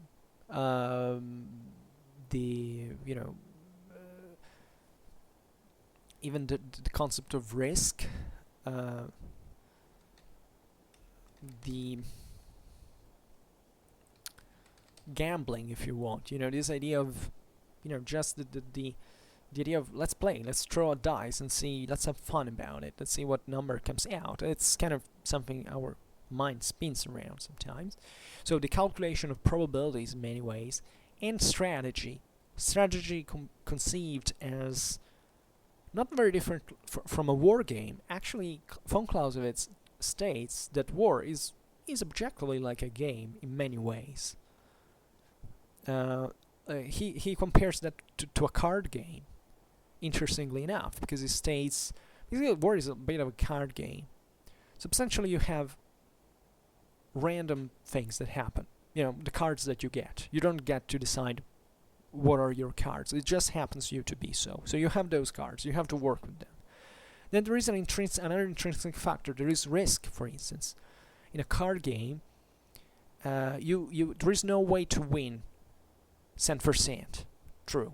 I mean, there is not a way. It's not like a mathematical problem you can solve and there is only one solution and either you get it or you don't. In a card game, you can always lose, in theory, at the beginning. Then there is some ability involved, but it's not all. Then there is also, naturally, the human factor. You can bluff, you can fake it, you can be not thinking about what card you're using. So it's like a game in many ways. It says the game that resembles the most the war is a card game. Not chess, interestingly enough, because chess is contrarily wise to what is usually thought is very non-exemplifying. It's not a very good example of what war practically is. We'll get into that many times, but people think they're great strategists just because they play chess. They're wrong. I don't say just because I suck at chess, but also Napoleon hated chess, probably because he deemed it to be too schematic, too ascetic, too unrealistic, given what also von Clausewitz talks about, that is essentially the randomness, the unknown, the element of surprise in many ways that you don't have in chess, at a broad level, at an essential level. Then the third element of Clausewitzian Trinity is the pure and simple reason. That is essentially embodied by politics, interestingly enough. This is also a very powerful classical concept. I mean, the idea that who is the goddess of pure and simple reason in the Hellenic pantheon? That's Athena, right? And she is, in fact, the goddess of war. And guess who wins when Athena and Ares fight? Always and unavoidably, inescapably Athena, because she's pure and simple reason. And pure and simple reason always wins over brutality, sheer force. And pure and simple reason, meant as politics in Clausewitzian Trinity, is basically the only truly rational element, if you think about it, because blind instinct and the free activity of the spirit are kind of, the first one is just like what an animal can have in some way. And the second is just having fun. It's also kind of, it's like a child's play. It's nothing more. It's only simple and pure reason. It's only the truly rational element. And it's very important in Clausewitzian theory that this is embodied by politics, and that politics, in this sense, uses war. Because that's the point. War is led by politics. And war in itself is not rational. I mean, it does have some rationality in the way you can conduct it, but at the same time it's tied, that a rational element is tied to other, in fact, pragmatic reasons that evade even your feelings, the way you... So this is very important. So a very important parallelism that von Clausewitz traces, and this is extremely important from a civic point of view, is transposing the trinity that we've just discussed to society, because it basically says that the first of these three aspects pertains particularly to the people, the second, the commander-in-chief and his army, the third, the government. So basically von Clausewitz is tracing a parallelism between blind instinct and the people, beautifully enough, because objectively, people, when they are, individuals are individuals. When individuals get into masses, they become wild. They become wild, blind instinct, objectively. The second, he is then tracing the commander-in-chief and his army to the free activity of the spirit. Interestingly enough, also here's perhaps I should know better Clausewitzian doctrine to theory. Sorry, to make it clearer. But I mean, the idea in here is it's as if being a military man was a matter of being a gamer. In many ways, and we're not talking about the military men as individuals, because obviously those individuals are both people, they're both political at the same time, but I mean in the moment in which they are military men, as in their function, they're essentially playing a game. Let's be honest about it. It is as it is. War is a game. It's played like that. It's functioning like that, and you're essentially risking your life. It's as if you were throwing the dice, and you know it, and you're trying to make it true. Through your military value, the calculation of probabilities with the odds, and thinking it through also the broader level, the strategical level as well, but that's essentially what it is. Interestingly enough, the third parallelism is between the government and the pure and simple reason. That naturally, many of you will say, oh well, it doesn't seem that my government is so pure and simple, simply reasonable. Well, of course I agree with that.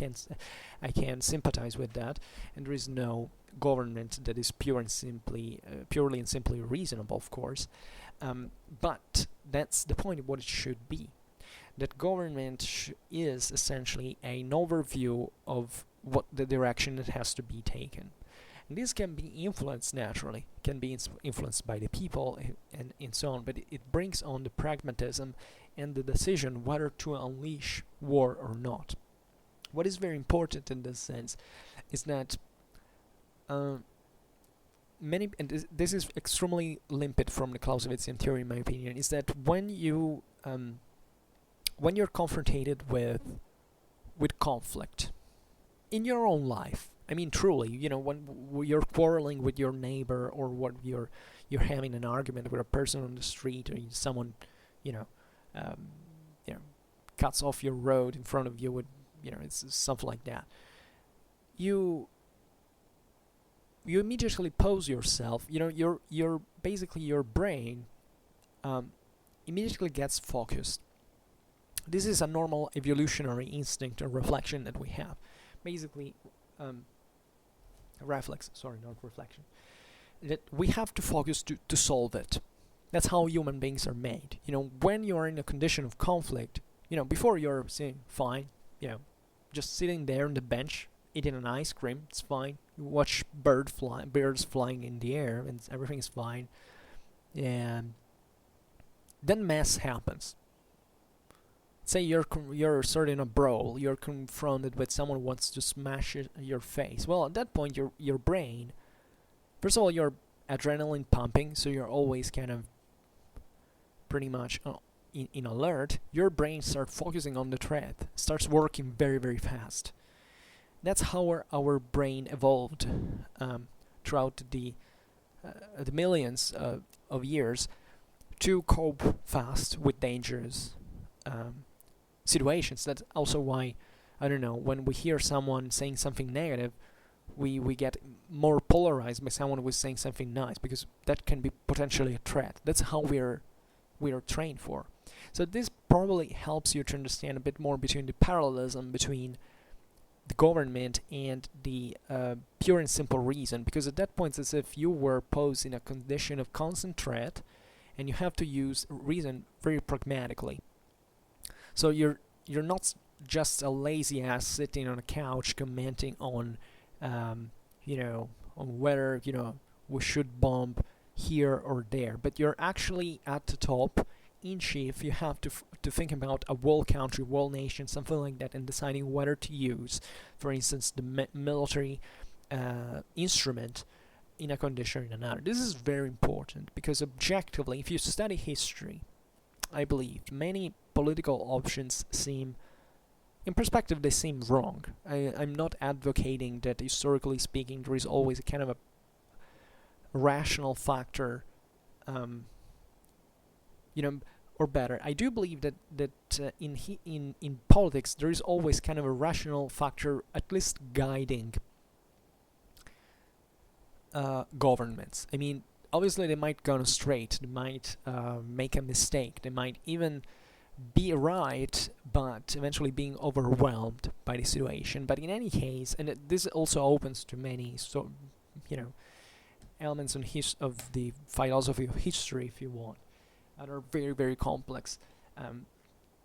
But it's as if there was always kind of a valid reason for acting in a certain fashion. I mean, there can be the individual can screw up things, let's be honest about it. It's always like that. It happens at all times. But it's definitely very rare that even a country going at war is objectively doing it for no, I can say valid reason in the sense that it's just morally justifiable, but it at least has a kind of a substantial reason that brings you to act like that. That's very important to reflect on. And I know that when this gets political, people go wild because they, we know that when we're talking about politics, we know it from science, from neuroscience. There is literally a part of our brain that is the one that has to cope rationally with things that shuts itself up, which is kind of interesting because we're actually trying to express the political reasons of this. But this is more to do with the side taking. This has nothing to do with the leading. The leading is different. With side taking, we politically shut our brain down. But when leading, we have to open that part of our brain necessarily, and even making actions, taking measures that apparently are not understood by the masses, by the people, with instead blind faith. That's the element that shuts our brain up when we reason in a group of primates that we get so easily oriented towards this or that belief, that sign, that flag, how you want to call it. Not even belief, it's like very instinctual. Von Clausewitz was perfectly fine at defining it blind instinct. Hate, enmity, primordial violence, because that's in our nature. That has to do, obviously, there are evolutionary reasons that we can't explain now, but believe me, that's how we work. So this was also very important considerations. Then there are other technical statements that von Clausewitz makes that we should actually look a bit more, contextualized in the chapters he's talking about. The first one, for instance, is that war is the unlimited employment, use, or however you want to call it, of brute force. This is very interesting because there is one side of war that can't be eliminated, that is violence. You can't make war without violence. It's not war. A war is essentially, as von Clausewitz states, nothing but a duel on a large scale. And you can't duel without violence. So the idea in this passage, shall it now extrapolated without context, but von Clausewitz at that point was essentially giving those fundamentals, principles, and assertions on which to build up its theoretical point. It basically draws this, what is war and how it works. And he states basically, if you want to achieve that result, that we'll see now what the aim of war is later, you have to maximize the use of violence, because it says, it's useless for you if you once that you have decided to use violence, to use it in a limited way. And he states actually something very deep and very important, that it's actually anti-humanitarian to limit the use of brute force when you decided to solve the problem with violence, with war, in other words. That's probably one of the deepest, that if you think about it, I don't know about you, but that touches me at a deep level, at a personal level. I don't know how many times I've been reflecting on this and how it turned out to be true. It's useless to delay the use of force. That the beginning of the von Kriege destroys basically any kind of all of these people say, let's not use force, let's be all about diplomacy. Yeah, of course, von Clausewitz also states about the necessity of kind of having a terrible war is terrible, you should avoid it if you can, theoretically. He doesn't give advice in that sense, but he makes us understand that it's something very tough, very dangerous, very heavy, very costly. War is costly. But if for whatever reason, that's what the point he's making, for whatever reason, you decided to get into it, well, either you do it at the fullest or you don't. Now, this is, however, still theoretical at the same time, because even if same von Clausewitz eventually states, okay, so there should be this idea of total war. There is the idea that has been taken by the Nazis by 1943. Wollt ihr totalen Krieg? That was the thing, because at that point they were essentially picking up von Clausewitz's words without context and using this idea of total war. That at that point, when they were actually understanding in the elites that the war was lost now, was basically trying to convince the Germans to fight to the death, as, by the way, most of them did, basically. Until at least the same fabric of the state basically wasn't torn apart. Because von Clausewitz says that this is the theory. Once you have decided to hit an enemy, hit him hard. But the problem is that you can't always do it. And guess why? Because war is just a political instrument. And so you have a political reason that is changing, that is fluid, that is determined by so many factors that can change in society, in politics, in the external balance, even in the way the war is proceeding, because you can hit with all of your strength, but also your enemies doing it the same way. So very rarely, by the way, this is also fundamental, your enemy is letting you destroy him,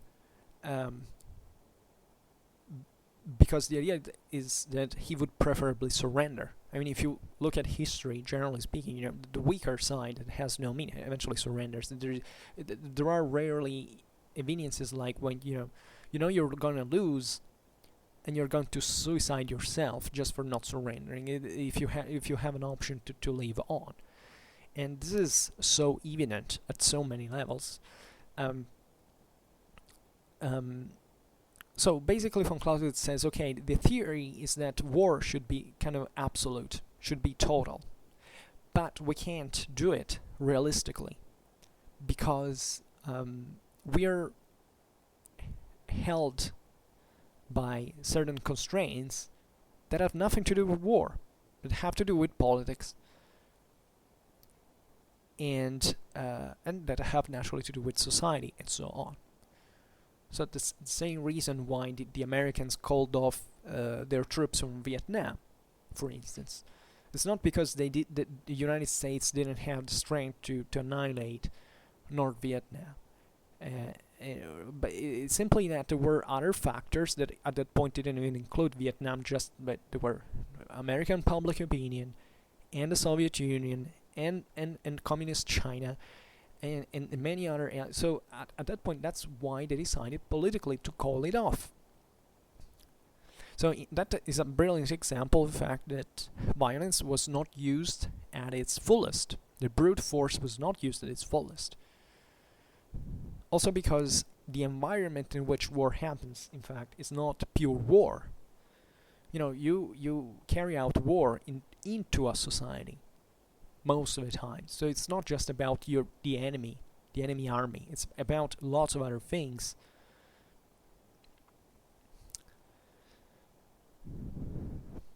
That is a very important statement. We'll all see if we get into von Clausewitz now in depth in the future. There it says other important phrase that we kind of already paraphrase in some way. It says, but it's nevertheless a fundamental principle, is that war is an act of violence the objective of which is to oblige your opponent to execute your own will. This is also extremely important. So he basically says that that war is an act of violence, first of all, and interestingly enough. We have seen it before. We just say that the war is the unlimited use of brutal force. So war is an act of violence. The objective of which is to therefore not kill, not destroy, not to annihilate. Maybe we use, these terms are, von Clausewitz states openly that you can't make a war without killing. So that's another important part of it. That has to be counted.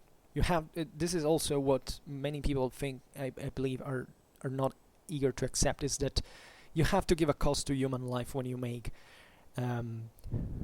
this action. And interestingly enough, this has nothing just to do with war. It's the political action that causes casualties. War is just a mere consequence. And indeed, there are political actions that cause way more dead people than wars. I mean, there are certain economical policies that cause hundreds of thousands of deaths that maybe a war causes just, tens of thousands. So even sometimes we're very blind because we say, well, that political action is fine, then causes more actual dead people than it actually kills more people. This is the point than war, that someone shooting you with a rifle. That's very important. Here it says more, and so we like sometimes, however, to emphasize. Like we look at those memes, there is an American bomber with bombs falling, etc. I'm going to free the shit out of you. That cracks me up, actually. Actually, very fair pro-American, and I really don't have any... I'm pretty neutral in general, but I like the United States. I'm not making a criticism towards the United States at that point, but I'm going for... this idea of physical annihilation. That I'm wiping your ass out of the face of the earth. That's something very, consistent, which actually depicts, in quite of an hyperbolic but nevertheless realistic way, what war is most of the times. That is beautiful, however, in the sense that, I was carried away by emotions. I wasn't saying it was beautiful. I was saying that the Clausewitzian concept is beautiful, however, because it tells you that you don't have to destroy your enemy. On the contrary, you don't have to even kill him theoretically. Then the casualty is kind of a side effect of war that you have to take into consideration, because where you are into it, you are the one who's going to experience the side effect. Von Clausewitz is like this, guys. He doesn't, he's perfectly linear. He tells it all. There is nothing to criticize in this sense. It just tells you how it is. But the most important thing here says, the objective of the act of violence, the war, is basically to bend the will of your own, to bend your opponent at your own will, to your own will. That's really the point. And that's... Just think about it. Think about it because, when you think about politics and war, we get very emotional, we can lack the point.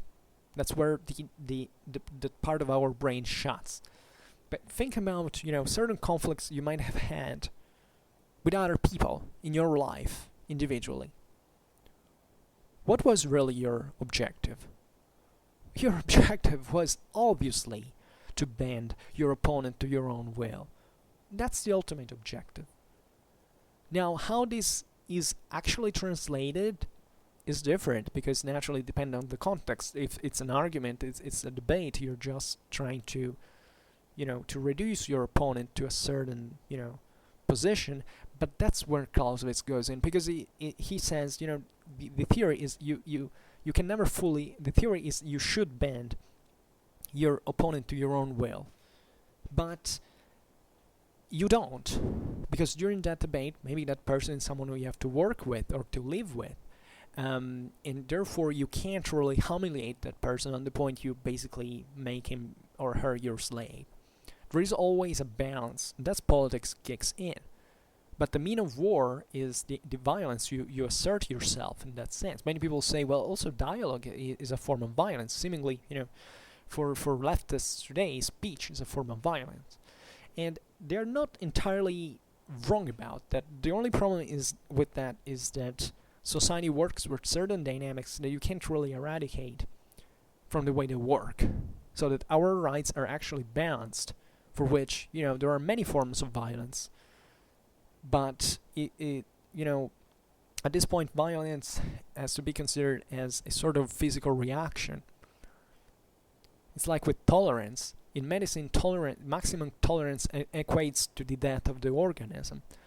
But all of our legal systems are basically stating that you have to partially tolerate certain things, because you can't, say, okay, I don't like what the person thinks, therefore I don't tolerate, therefore it upsets me, it's violence. That's not how our legal systems work, but fortunately enough. But it's still important because von Clausewitz is making it a sort of very, very strong logical point in here. That's what you try to achieve. Then how it happens, it really depends on the circumstances, and especially the degree you're trying to do it depends on the circumstances. So now, I know I'm mixing up several things now, because we should explain better what war is, how it is fought, how we can define war, even from a strictly military historical point of view. When is that war began in human society? I mean, there are certain criteria. We will have to do that. I will have to make a video on prehistorical warfare and trying to explain, when is that humans began essentially to start killing each other in groups. In organized groups. We can start talking about war in, even if we can't talk properly about armies, but, something began at a certain point. So von Clausewitz arrives to the most brilliant conclusion. He says, the objective of the act of war is to disarm your opponent. This is very important. Naturally, in war, that literally means, historically, that those guys have to end their arms, throw the arms, raise their hands, we surrender. Obviously, you have to get to disarm them. You have to convince them to disarm themselves, and usually they're, resisting, shooting back at you until you don't give them, essentially any escape, any chance to win. And even at that point, theoretically, even if it doesn't happen so frequently, they can fight to the death. It's very rare to find someone who actually fights to the death by knowing that there is no way out of that. There are certain heroics, allegedly heroic stand. I don't know, also the term hero is quite foggy to me in many ways. But we will discuss about that as well. But the idea is in the sense that you have, it's a sort of metaphor also in here, because the purpose of the act of war, according to von Clausewitz, is to disarm your opponent. What does it mean, disarming? Disarming means essentially to render this person innocuous. Yes, in absolute terms, yes. Von Clausewitz says, that should be your objective. Once again, it's theory. Now, in practice, that this can't be practically carried out. You can, history showed us pretty evidently, in many ways, how you can have one also the strongest military in the world, but sometimes not being able to control even a disarmed population by certain standards. Think about, the process of, Indian independence. Think about the disgregation of Soviet Union. Think about many, episodes that definitely can't be reduced to non-violence, but that were not really a matter of war at that point, where they were mostly, society that couldn't be controlled anymore, even by an overwhelming military force. And guess why? Because the resources that kept that force up were running out. In case of the collapse of the Soviet Union, that's pretty evident. For instance, simply, some Soviet troops simply went away. Instead of like what happened with the Berlin Wall, there was no even an official order to leave it, for the guards to leave it. That reinforces dramatically the Clausewitzian paradigm, because it basically states that that's not about war at that point. It's about also politics. It's primarily about politics.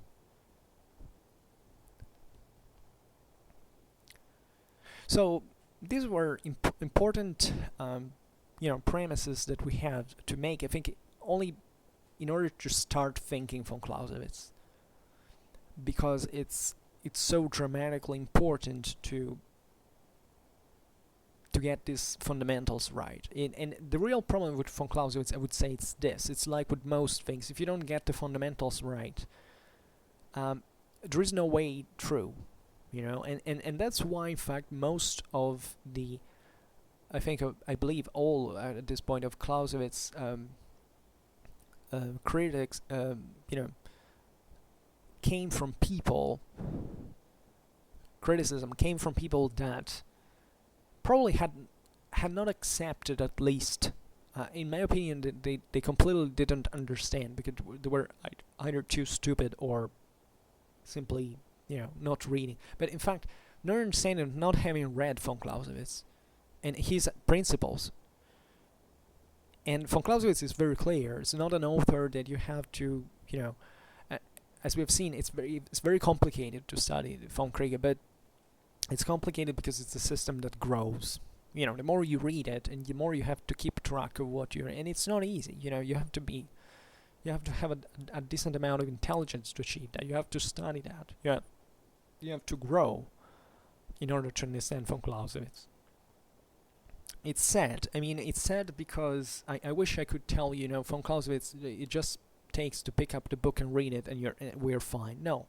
Unfortunately enough, knowledge learning is a very painful process, and it has a cost, and we need, just like with war, if you really have a will, you have to put that cost into account. It's the world we live in. We can't escape that. So if you want to learn from Clausewitz, you have necessarily to spend literally years of your life to his theory, because otherwise you can't get it right. That's the point I'm making. There is now there are certain elements. Now I think we looked at it, and I'm not going to discuss now the legacy of von Clausewitz, because that is perhaps, this video was just meant to introduce a bit von Clausewitz, and secondly, first of all, actually to justify or to motivate the actually my desire to talk about him. So this is very important, because you have to understand the reason why I'm doing it. Because otherwise I start talking about von Clausewitz and say, well, what hell are you doing? Where's this guy? What's the von Kriege? Where are you reading it from? We'll talk also about the translations. Maybe we'll talk about it now. With the problem with translations, if you question, if I want to learn von Clausewitz, the von Kriege, which is the best translation, given that German is kind of, maybe I don't know German and therefore I want to know it. Well, the best translation in English of the von Kriege is the one of Otto Jolles. I don't know how it's called. It's pronounced, sorry. And unfortunately enough, this is out of print. So you might find it some way. I don't know how, honestly. I personally don't have it, but I know it's by far the best. I skipped the problem because I can't translate from German. So even though I have other English text translations, and I will probably use part of them, just for at least so I can still look at the original text and look in German what this means. However, if you really find it, Otto Jolles is spelled Jowles.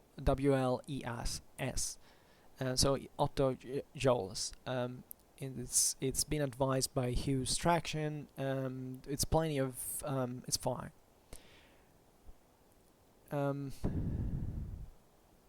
There is other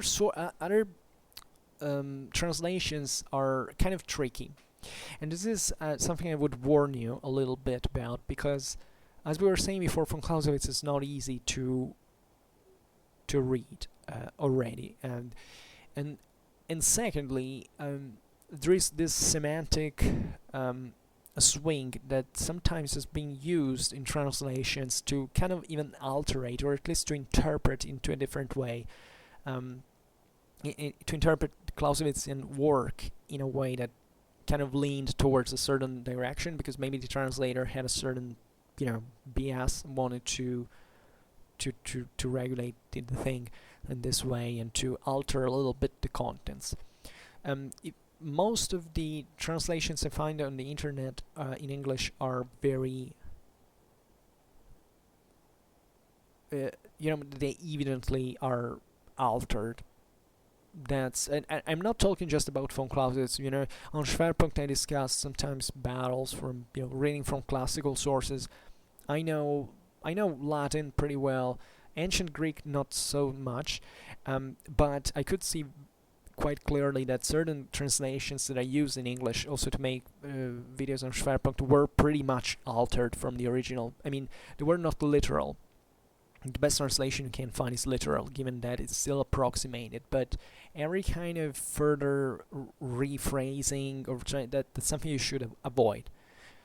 Because you can't understand the von Kriege if you don't read it from the original in the first place. If you start even transforming the sense of the phrases, it's really bad. You miss great part of von Clausewitz's genius and sensitivity and elegance as well. Because von Clausewitz's prose is extremely elegant. It's beautiful. It's lucid. It's clear. It's effective. It's powerful.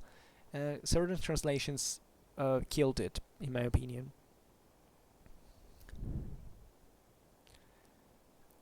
In fact, there is this translation, the one of Howard the Parrot, that seemingly, especially in the edition Everyman's Library in Princeton, that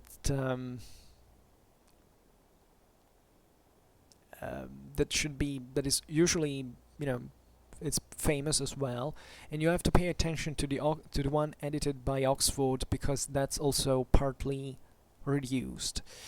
So this thing of Howard and Parrot this translation is very much influenced by the authors.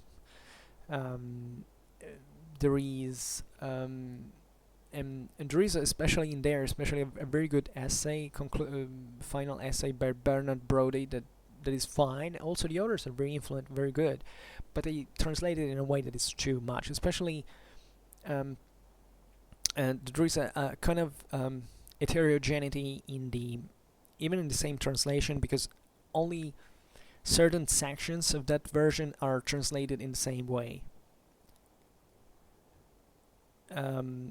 It's as if Parrot especially had this anxiety of to write more in a way that could be understood in the general sense than actually stating what von Clausewitz said. So I definitely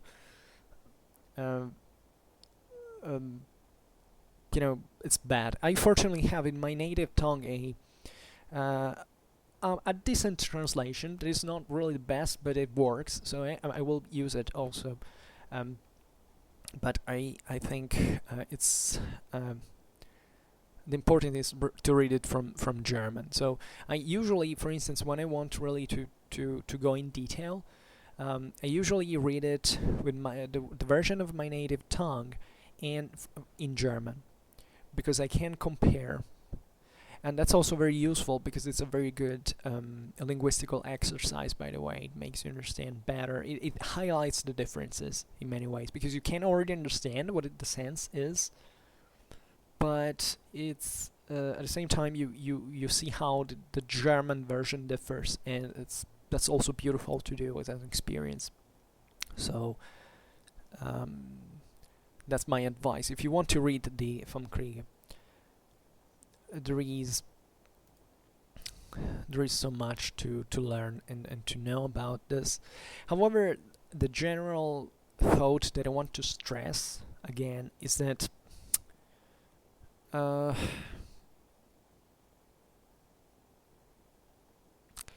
it's not a book for self-taught, for self-learners. It's hard. It's hard. You have to be guided, you have to be assisted, you can't start it like that as if it was a normal read. I know many people said, oh yeah, I read from Clausewitz. Yeah, fine, what did you learn? And you understand they didn't learn anything about it because they didn't study it.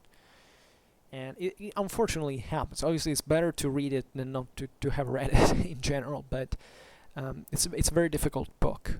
It takes ages even to finish if you study it. It was very tough for me to do it, for instance. And I confess I didn't study it all.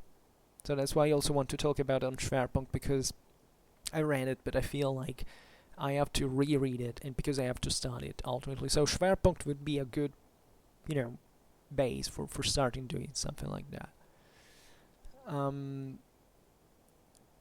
So another point is that when you read it, even if you read it in German, even if your mother tongue objectively, that's not enough, because only specialists should be allowed actually to make a serious exegesis of the vom Kriege. So that's in part why a good translation is at least basical, because it's already something so difficult to learn on its own that if you start making, the way you do, it's basically the way you feel with your guts. You can't really do much at this point. What else?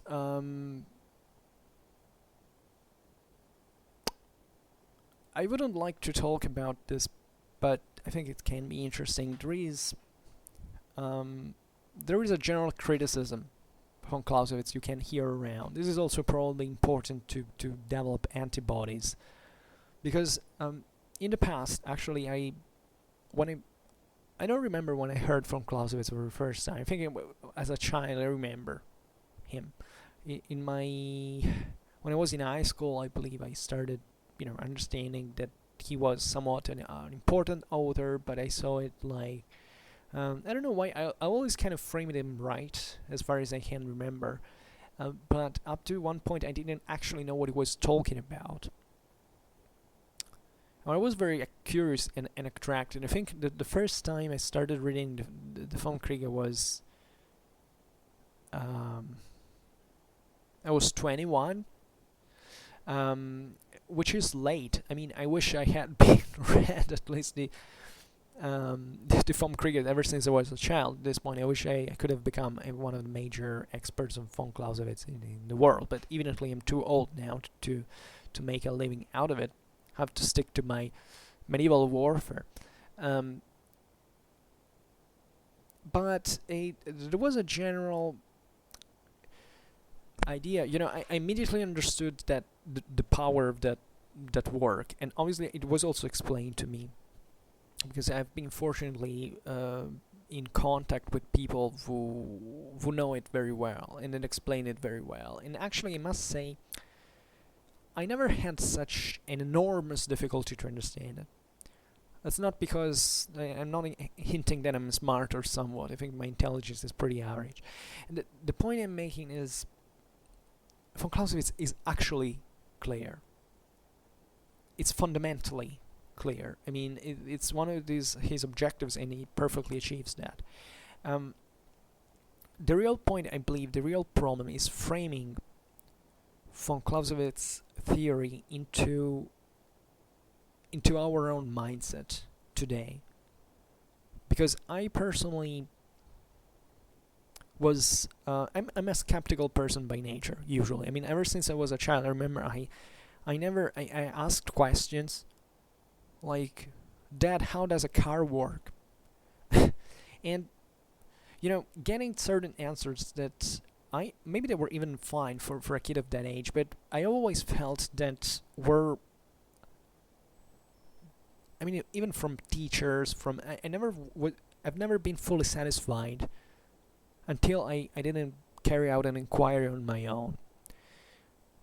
So sometimes with great philosophical systems, with political theories, it's very difficult to dominate everything. When I started university, I started understanding how much there is to learn, and it's practically impossible to grasp everything, to know well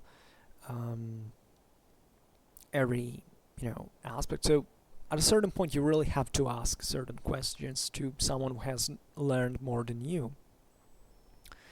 As long as you treat that information as with the proper degree, with a fair degree of skepticism and criticism, let's say better, that you may get, that is essentially not looking at mentors and authoritative figures as the truth. As long as you stay out of that, that's completely fine in my opinion. However, what happened to me is that I felt this great I actually fell in love with von Clausewitz. I already said it, and the question was, is it possible that this guy had got it all right? Because that's really the problem. I mean, aside from certain stupid people who read things like, that according to von Clausewitz, there are people who criticize for just for making you understand how easy it is to be tricked and to say stupid things. Von Clausewitz states that infantry normally marches something like 5 miles per day, something like that. That would be essentially 8 kilometers, especially if you consider the British mile. So von Clausewitz was wrong. Well, yeah, von Clausewitz was using the Prussian mile. That is 7.5 kilometers one, so that's perfectly fine. Usually, that means that an army can march for, roughly 40 kilometers in a day. Which is, by the way, what those people, the Roman legionaries marched 30 kilometers, 40 kilometers a day is something like that's so much. Literally every army in history marched that length. That's to make you understand even, how military history opens your horizons in a way that makes you understand the inherent stupidity of certain assumptions that you take for granted, that actually derives from having just absorbed passively certain statements you have heard somewhere, and just repeating them as a parrot, because that's essentially what it is.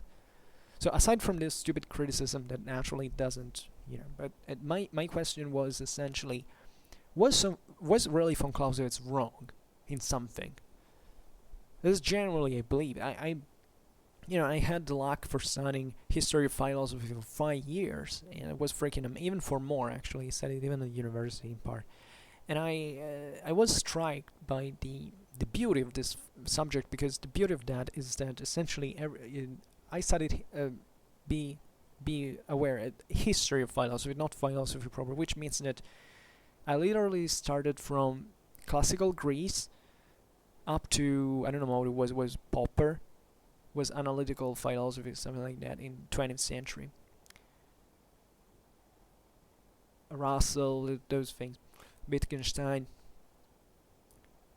The beauty of that was essentially philosopher after philosopher in chronological order, seeing how that thought at every step was deconstructed and rebuilt. Basically, every philosopher came, you fell in love with that philosopher. You said, oh my god, Socrates said this.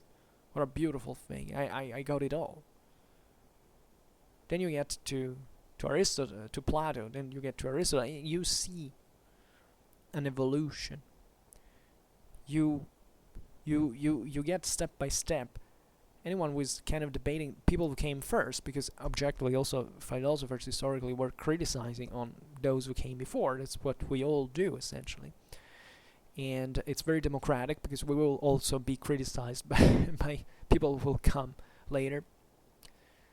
Sorry to remind you, but we all shall pass on this earth, so... but aside from this, so my question was, is it possible that von Clausewitz is a sort of monolith that can't be scratched? Because everything he said is perfect in practice. Well, of course, might not be perfect in the sense that it's still a human being. It's not a god. At least we have no proof. I wish it was the case. But it was just a great human mind. And that's what makes it even more extraordinary, in fact.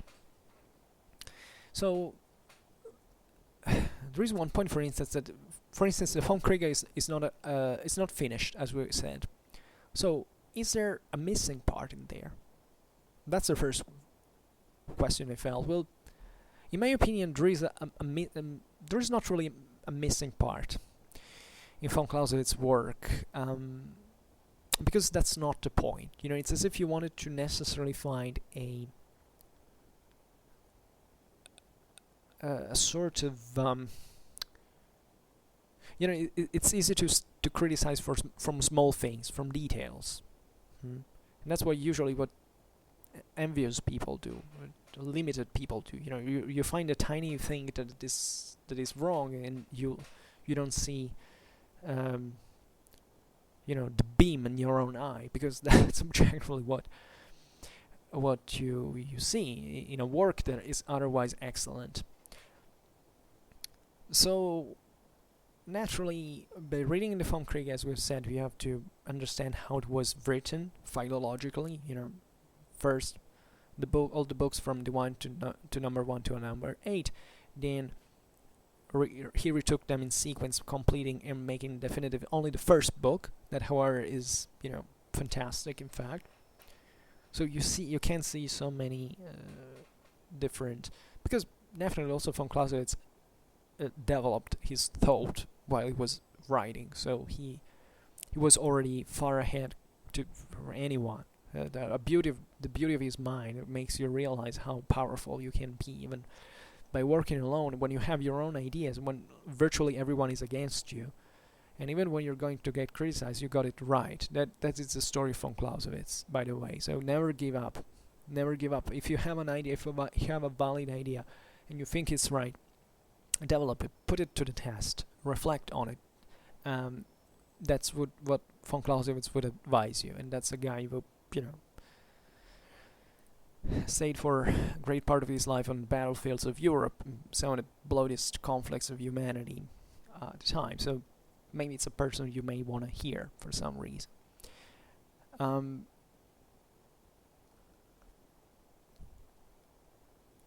The fact that the von Kriege is not finished, however, doesn't hamper our understanding of von Clausewitz, because what he said basically was what he wanted to tell us was said in all of its parts as a concept, because the von Kriege is chiefly a concept. It's as if, if you want to use this kind of plastic metaphors, it's as if you had a principle at the base, and everything revolves, is built over this principle. Therefore, every single thing he says, it's not a piece of something that is detached from it, that stands on its own center. It's all about the world concept, and if you want, it's kind of atheistic in some ways, pass me the metaphor, in the sense that there is a sort of hierarchy in the lower ranks of a manifestation, all the various branches, a manifestation of the unique thought that drives the world concept.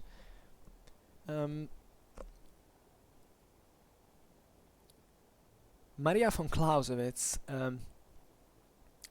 his wife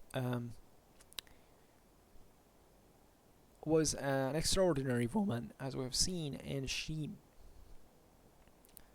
had followed him in this writing. So we owe her a lot, because she put together all his writings, and she managed to have them published, and that's really a great thing she did, really, in many ways. The only real problem with the vom Kriege is its structure in itself, and that's the main obstacle. I wouldn't say it's really what makes the work faulty, because it isn't. It's really simply difficult to read, and you have to understand it as an unfinished work of a mind that, however, had got everything clear in so many ways. So many people were also kind of stupid, evidently, just criticize the vom Kriege because it's complicated and abstruse in some way. I don't know why, or at least they think so. And therefore they said something like, yeah, we should read certain thinkers that are more understandable. Well, this is pure idiocy. First of all, because von Clausewitz is actually crystalline clear. So if you don't understand von Clausewitz, it's just you who is stupid, not von Clausewitz who is complicated and abstruse, because he's not. To understand certain systems, it takes intelligence. If you don't have time to study, it's your problem. You're just implicitly admitting your own stupidity at that point. There is also, in this sense, a kind of counter-reaction from those who supported, who appreciated von Clausewitz, but wanted to kind of patronize him, and maybe, involuntarily damaging him, basically by stating that von Clausewitz's thought is difficult and badly interpreted. That's something I said myself, and objectively, I do believe von Clausewitz is difficult. It is. It is given the practice. It is not really given the theory, which in practice means that there's plenty of people out there who do not even make the effort. But the problem is that people is not von Clausewitz, who is difficult. That is also being misunderstood. For instance, and there have been even supporters of von Clausewitz have misunderstood his own contents. For instance, let's take World War the First. World War the First is being interpreted in some ways as this kind of endless series of massacres, and you can't interpret World War the First like that, but it's kind of reductive, and I never liked that. I believe that World War the First is indeed one of the most misunderstood conflicts in the history of mankind in some ways, at least given this kind of allegedly humanitarian character of its explanation that doesn't hold from a strictly political and military point of view. But we will maybe one day talk more in depth about World War the First.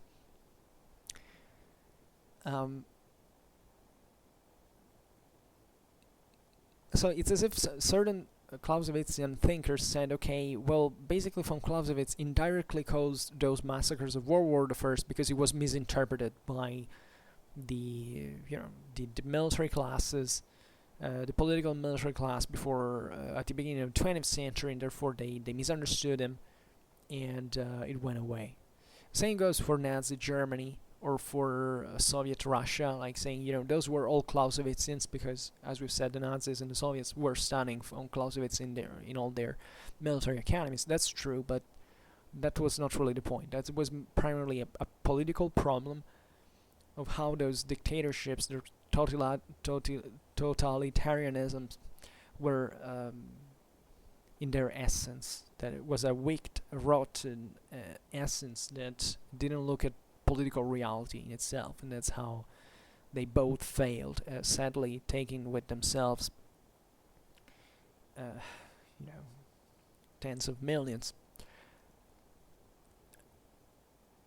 But it's not von Clausewitz's fault. On the contrary, von Clausewitz said very clearly, as he had been into war himself, that war is terrible.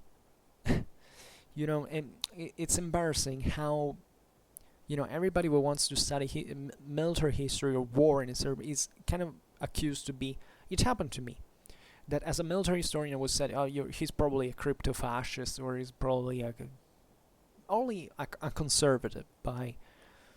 That's not really the point. It's I'm a bit of a conservative, definitely not a crypto-fascist, not even an open fascist. That's the reason I'm fully democratic, and I don't tolerate fascism in any form, neither in its black, neither its in red forms. But aside from this, I feel, in the sense, offensed by people who say, okay, you're probably just someone who, for liking war, is an authoritarian, someone who wants to impose, who is violent, who is aggressive. No. We could get into neurobiology and start to observe certain things about behaviors and why certain people are more attracted to war than others. There are explanations at a normal level. There is something like that, but that's not really the point. I mean, I study history and military history from a, at least I attempt to do it from a neutral point of view, from a rational point of view. But this is still the prejudice that if you state things like that, the fundamentals of Clausewitzian theory, that the war is the continuation of politics by other means, you find someone like Kriege who basically tells that warriors are just a bunch of psychopathic brats who enjoy killing for the sake of it, and war is just cultural, and that if you do it, you're just an inferior society or something like that. I mean, those are really the people who are dangerous and who are taking us back to a vision of reality that is completely inexistent by any scientific standard. Von Clausewitz is very open about this. War is terrible. It's a national disaster. Even for victors, I mean, even for winners. He states, actually, that if you really are obliged to fight a war, that's how close he gets, I think, to, making a stand, kind of, even leaning, say, okay, let's try to avoid war in some way because nobody likes it. If you really have to go to war, make it brief, make it decisive, because the long and indecisive wars are really the worst, and we have seen it with conflicts like, recently, how they go on. Take Afghanistan, Iraq, Syria, Libya. Those are wars where, naturally there are broader reasons for this. Once again, I'm not criticizing in any way any particular. I mean, I have a strong, pretty well aligned with Western side, so I don't have that kind.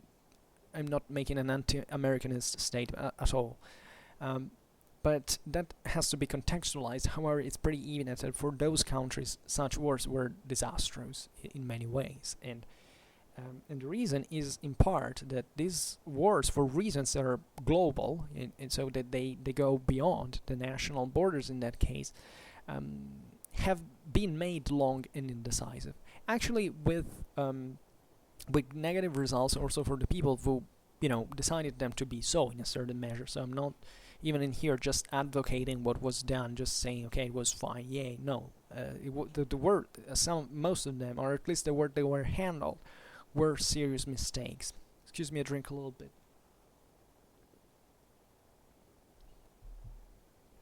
But this is a very strong concept. We said before, if you really care about the humanitarian side, you should make a war brief and decisive. And that's where you have to make your brain work to make it brief and decisive. So, which is not always something you can do, because you have an opponent, and that opponent is going to fight back. So there is always a moral dilemma that you have to solve not by saying, okay, I'm out of here, let's get rid of it, but by actually understanding war, by studying war, politically, socially, historically. No surprise von Clausewitz gives so much importance to military history. Because he says that's the only way that can show you, much better than theory, what war is like and what you could learn from it. So, study war, please. This is me advising. It's the spirit of von Clausewitz talking through me now. Study war. Study war. Study it. Don't read it. Don't switch the TV on and listen to the news. That's not studying. That's simply digestible information for children. You're not a child. Pick books, study sources, get informed. That's what you have to do. And there is no time for anything in your life. Your life is too short and too fragile, even to try to understand a little bit. So just do the best you can. Given this difficulty that exists, that lays into our world in itself. So,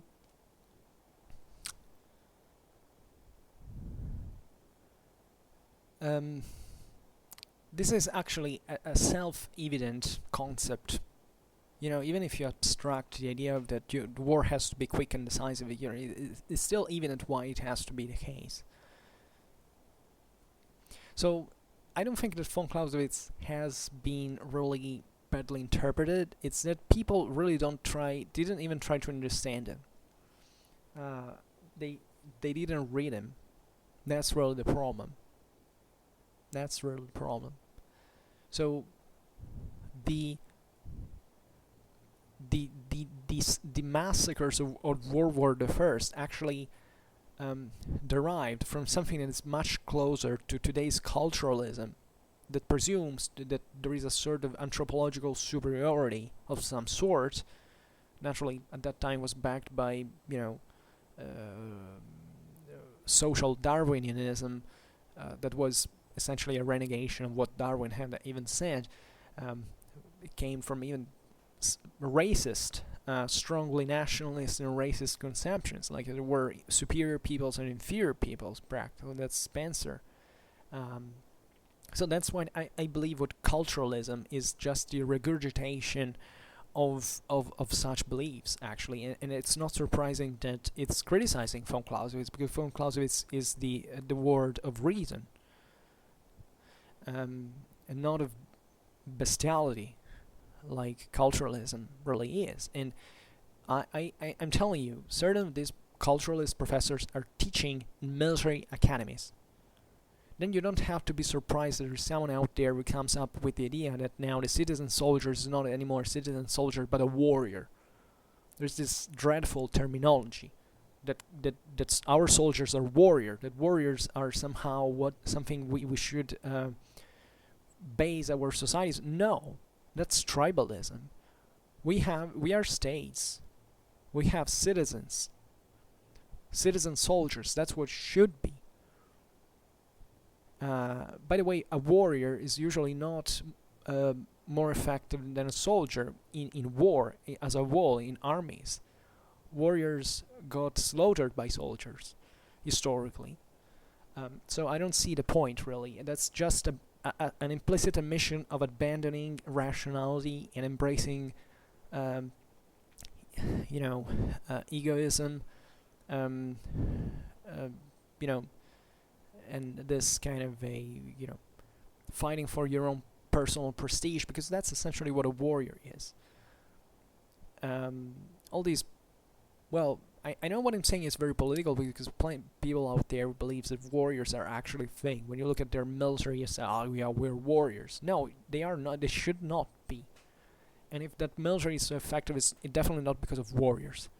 It's because of people who reason, who organize, who plan, who think strategically, who have a political and strategical culture, who study military history. Not a bunch of inbred morons that just, think it's cool because they shoot something. It's not really that. Military is a serious business, and thanks to that, we can absorb the warriors and their mentality in as an attrition factor, and catalyzing it and making it to some use. I'm not saying this idea of warriors, I don't know why I brought it up. Of course, there are certain people who are very much into fight. There are certain psychological types that are very good for fighting, but not even those are warriors properly. I mean, if they find themselves warriors, it's because they define themselves as such, but that's something psychologically very different.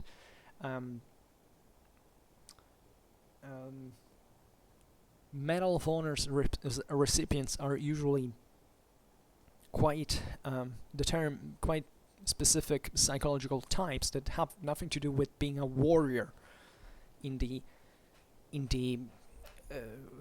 traditional sense of the word. There's something different. There are people actually that are very human and very civil sometimes, and some aren't. It is true. It's full of psychopaths as well. It is true. Many.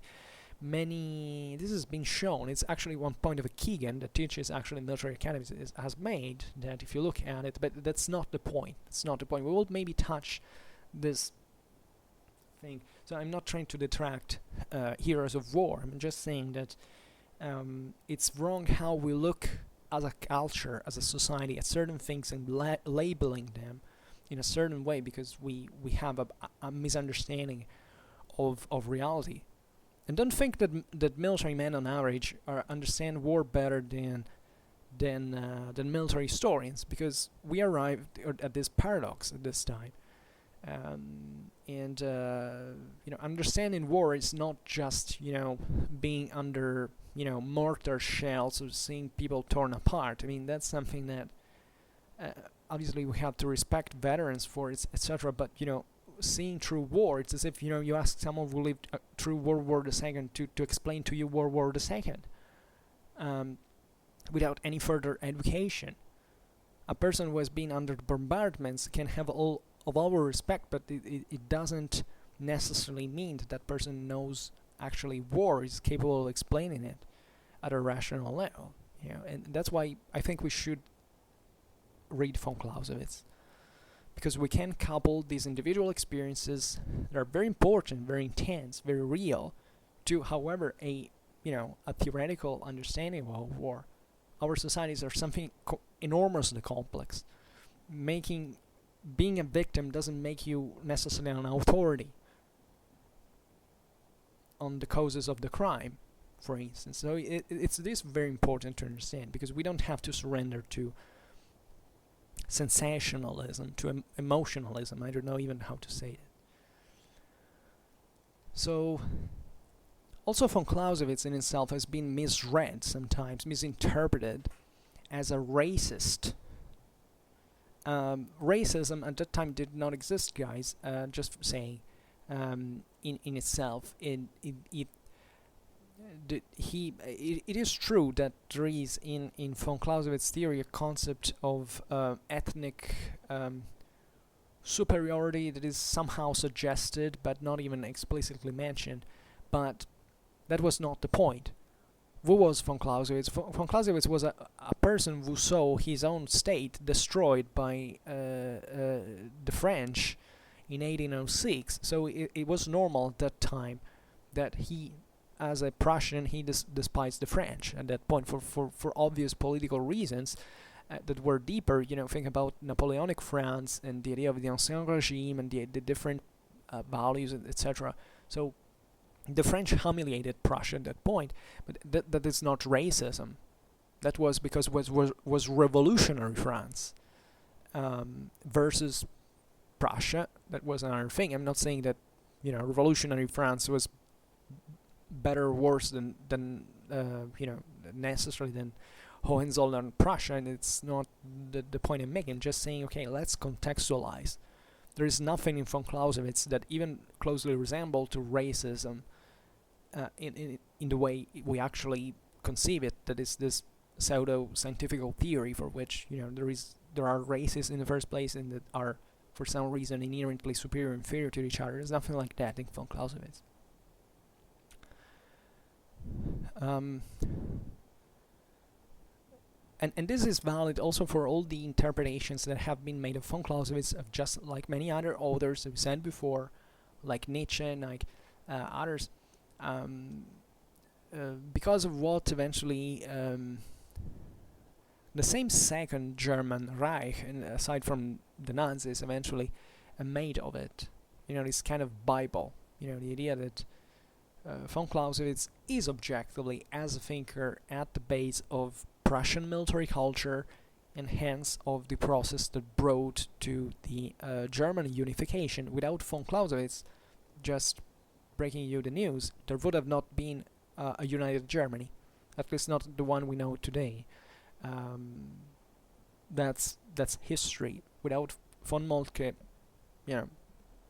no Germany, and it was taught in von Clausewitz theory, so that's pretty normal. So actually, you everybody can say something and be misinterpreted. I mean, I don't know, maybe I will be because I read it through the comments. There are always people that comment sometimes and say things like, well, not all the times, actually it happens extremely rarely, but it happens. It strikes me how sometimes I put a 2 hours video out there, and you realize you're making a point that in the essentials is also very clear, and there is someone who comments and says, well, you said this, and you actually say the exact opposite. How do you cope with that? I think von Clausewitz would have been extremely dissatisfied with eventually the use that was done of his own beliefs. Von Clausewitz was an extremely cultured and intelligent person. He surely didn't tolerate certain ideas, but we also have to reason. He was born in the 18th century, died in the 19th. He was a man of that time. So if you got this as an essential and you start reading the von Kriege, you can really simply read. That's the most difficult thing to do, as always, and with everything we read. The problem is not what is written in there, because that is neutral. You can live or take it. The problem is what you know and how much you are capable to integrate that knowledge in your own system of values or beliefs. Assuming that, especially, I personally didn't have much trouble. I had some attrition, some resistance along the way, because naturally it was new to me to read what von Clausewitz said. I had very different views of war, of history, even of politics, of society, before reading von Clausewitz. Then I read it.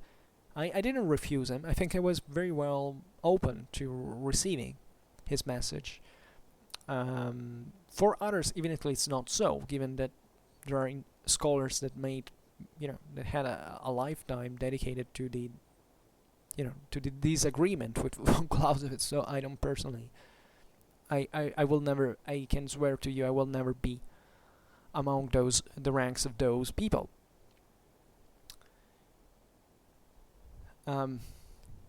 So naturally, I'm not saying that von Clausewitz theory is not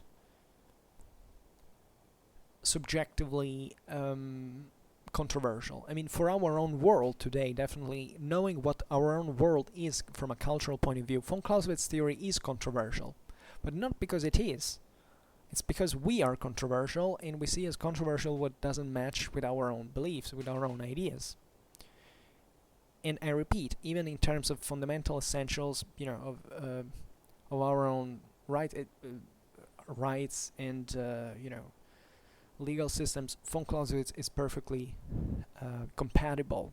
The controversy only arrives at a moral level when you find people who say that we shouldn't make war in any consideration, which means basically, the resistance against totalitarian regimes should not exist because it's wrong to kill. there are people who believe that. There are people who say, you shouldn't even reading, I don't know, the Gospels legitimately. Matthew, you can't say, wherever government you are in, just let yourself martyrized, but not raise arms. Well, it's interesting as a philosophical perspective, but I would say, together with von Clausewitz, that this is not really what happened historically. And that's not how humans are programmed to react. And war exists because it exists in humanity only.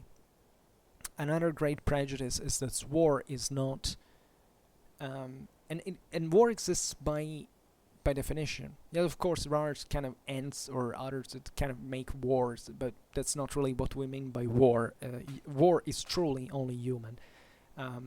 In the way, in the fundamentals that we give it. If there is one thing that is perfectly human, is war. So saying that war is inhuman is probably one of the most stupid things you can state in any circumstance. And I think it's atrocious that people reason like that, thinking that war is just made by barbarians, because they don't know. First of all, that's a gross lack of historical awareness, because history teaches us quite evidently, quite self-evidently, that the conflictuality of human societies do not increase at the increase of civilization. It doesn't. We're always in the same way. War is inherent in the conflictual nature of humans. You can't erase war. It doesn't just take to say, okay, we do not go to war for not making war happen. Conflict happens. They happen anyway. Sadly to say, it's not a matter of choice. You always have a pistol at your side. You can always smash your enemy's skull by beating him to death. It's not even weapons. It's not even technology in itself. It's really that we are conflictual beings. We're both good and evil at the same time. That's human nature. There's nothing you can do about it. It's written in our genome. The day we will erase that, we will not be biologically humans. So this is what makes most people freak out. And I can say I justify this, because I don't, obviously, and I think that it's actually a criminal thinking, but I do understand at least the reasons why people believe this. Mostly have to do also with emotional reactions, with irrational beliefs. It's not a surprise that most military historians actually come from rationalist and anti-dogmatic environments, because that's objectively an important datum that shows you that, if you want to understand war, you can't be a person who, states things like, nobody should ever rise. Maybe you shouldn't, but sometimes you are obliged. This is what von Clausewitz tells you. Not morally obliged, but contingentally obliged. What if someone invades your home? Now, we're not making a quest now for just war or something like that, but it's pretty obvious that you made the example of totalitarianism. People take arms to defend their own rights. And it is important to know how to make war, because if something like, you might not want to go to war. I believe nobody does, but there is always the jerk who wants to, and who puts you in the condition of having to exist, for instance. Well, at that point, it's better for you if you have a military culture, because if you don't, you lose. And if you lose everything, including your life or the one of your families, everything. So you have to respond in a way that is effective. Also, to put an end to war. There are so many anecdotes now that I can't think about von Clausewitz. I mean, so many quotes that deal also with the concept of attack and defense. I mean, the idea that, for instance, is the attacker usually that is the person who craves the more for peace than the defender. Now, independently from the motives, whether they are right or wrong. I mean, it's just a load usually. might always depend on context, but that's an essential, for instance, of Clausewitzian theory. Just saying. So naturally, you can't avoid to look at Clausewitzian theory and say, okay, well, okay, nobody will ever, everybody has to agree with him, because otherwise it's over. No. Naturally, there are other people who can have different opinions. It's perfectly fine. That's one of the bases of our democracy. But there is a problem there, is that, if you have those other opinions, you have, however, to explain the nature of war, for instance, or why it happens.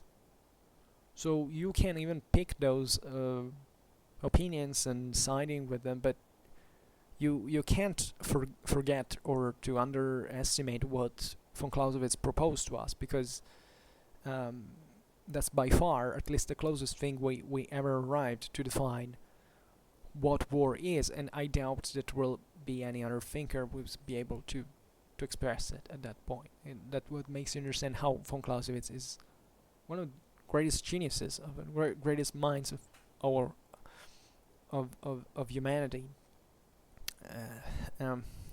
So just to make an example, opinions. We also live in this dreadful world where every opinion is equal to another. I would like to know what the rule, if I'm not wrong, said that basically what is equal is only our right to express our own opinion. Whoever thinks that all opinions are alike is an idiot.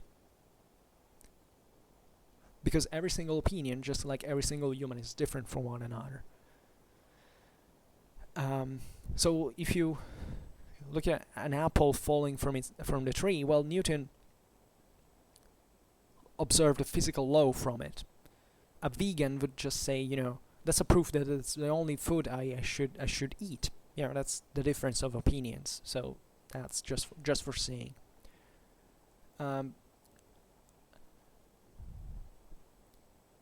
So many people say, well, you know what, but von Clausewitz is old.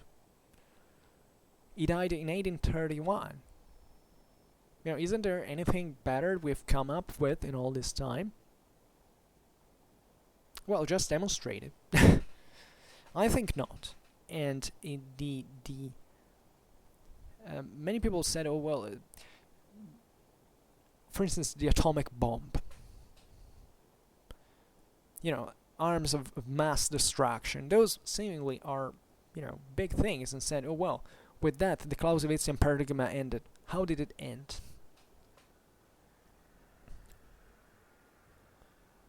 How did it end? Atomic bombs are just perhaps the most political of weapons. Yes? So they differ from weapons, but it's still a weapon. It has that meaning.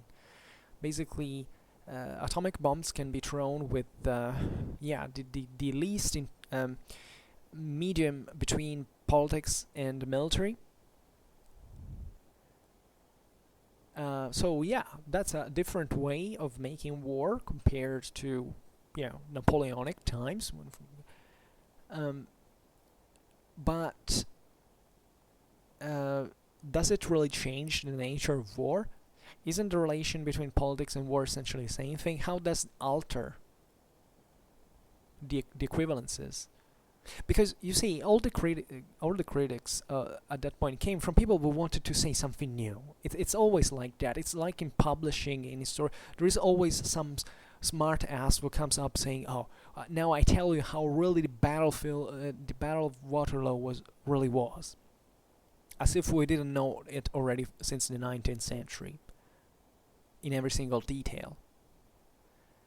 That's for selling books. That's also a very important thing you have to bear in mind. People who claim these things like talking about revolutions, like, I was a revolution, everything changed. I've heard the greatest bullshits of all time, like the Roman Revolution, the commercial revolution, all this, everything is a revolution, because if you throw in revolution, that makes people say, oh my god, this guy has such a new theory. That usually hits on people who don't understand history, and And that's fortunately, in fact, where those publications remain confined on the market. Thankfully, in the academies, we are able to do something better. But there is this tendency. There has been, and there will continue to be. So this idea of, this iconoclastic attitude for which von Clausewitz has to be demolished for salary. No. And if you think so, it's just because you don't know von Clausewitz. Point. And believe me, they tried in every way to make the theory crumble. We're still reading von Clausewitz. We're still basing ourselves on von Clausewitz. Theories spread, pass, disappear. Von Clausewitz remained. Guess why? So never think that von Clausewitz, von Kriege is, just a relic of the Napoleonic times that is disconnected from the warfare of other eras, because that's not the point. Von Clausewitz is talking about war in its essentials.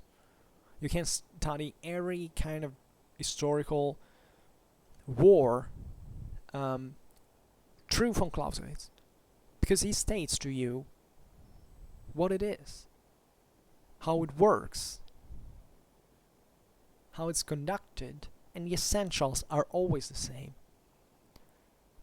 That was von Clausewitz was aware of that. It's not something that were readapted later to justify him. He was talking in abstract terms about that, obviously basing himself on historical evidence, on experience. As we've said, the practice was very important, but he himself was, time crossing. He talked about, made examples, Second Punic War, 30 Years' War. I mean, he just taken examples to say, okay, that was a fitting and this demonstrates, by the way, how trans-temporal Clausewitzian theory is, as if there was a need to actually state that.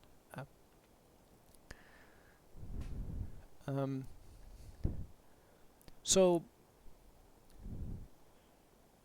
what is that you should do, essentially, in front of this work? Well, it's useless to criticize it, especially a priori. The even fideistic approach is like saying, this guy is telling the truth, and I want to just, I don't want to leave you with the idea that you should believe blindly what all von Clausewitz said. I mean, you should be able to understand him more than else. I do, because, if that's really the point, is that you can have a fideistic approach when you don't care to learn. If you love von Clausewitz, you have to start reading and understanding. And then you might say, well, this guy got it all right, but he got it right because he proved what was saying was right, and history proved it. Military history proves it of every age. So what's the real point? So you can definitely make also von Clausewitz intellectually coexist with other authors. I've already mentioned Antoine-Henri de Jomini. That was definitely, if you know the Clausewitz life, you know what and work, the importance that this author had. This point, the concept of internal lines, we'll discuss it sometime. And observing how that's also a beautiful read. The Précis de l'art de la guerre is definitely one of the other pillars of that concept, but still it's something different. So you also have to exercise your perspectival approach to these works and knowing what's the value because of what it means, generally speaking. So von Clausewitz, if you want, is a system of relations and dynamics that are, essential, that can vary in their application given the context, but that they're always there.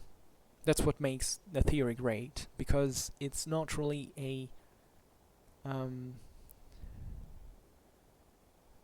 um, just my point here at this point is something more, it's something deeper perhaps, and study von Clausewitz. But if you really want my view of the thing, is there is a last answer that is the easiest one, I believe, that you have to handle it with care and treasure and think about it, but really only through the reading of the von Kriege. That is there question, is there a general reflection on war that is alternative to the one proposed by von Clausewitz, by depth, completeness, and a different perspectival point of view? Well, the answer is no. There is not. And this is really the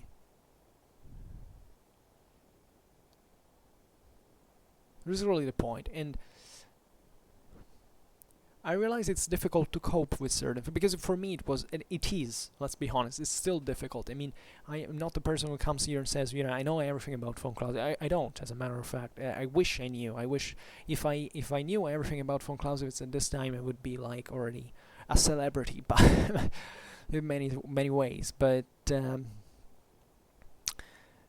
or I would be doing a different job or something like that, at least in a different field of specialization.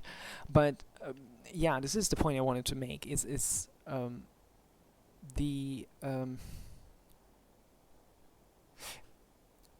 it's really the way you relate yourself with this work, and it's easy to make mistakes. I can't promise you now, when I will start to talking about von Clausewitz, von Kriege, and commenting, I will be able to deliver you the right thing. But the point is, once again, is I want to try it. I want to try to talk about him. I want to let other people know about him. So definitely not teaching them, because I'm not here for teaching anyone, but I want to also to take a firm stand, because expressing this theory also equates to not just stating just one of the many. It equates to make a point that is much deeper and much more useful for our society than we can ever think. I would love it to know that, I don't know, in 50 years, in 70 years, our society was deeply Clausewitzian in thinking. I wish. I hate the single thought, definitely. I don't want, I want other opinions to coexist, but at this point it's not really, it's like maths.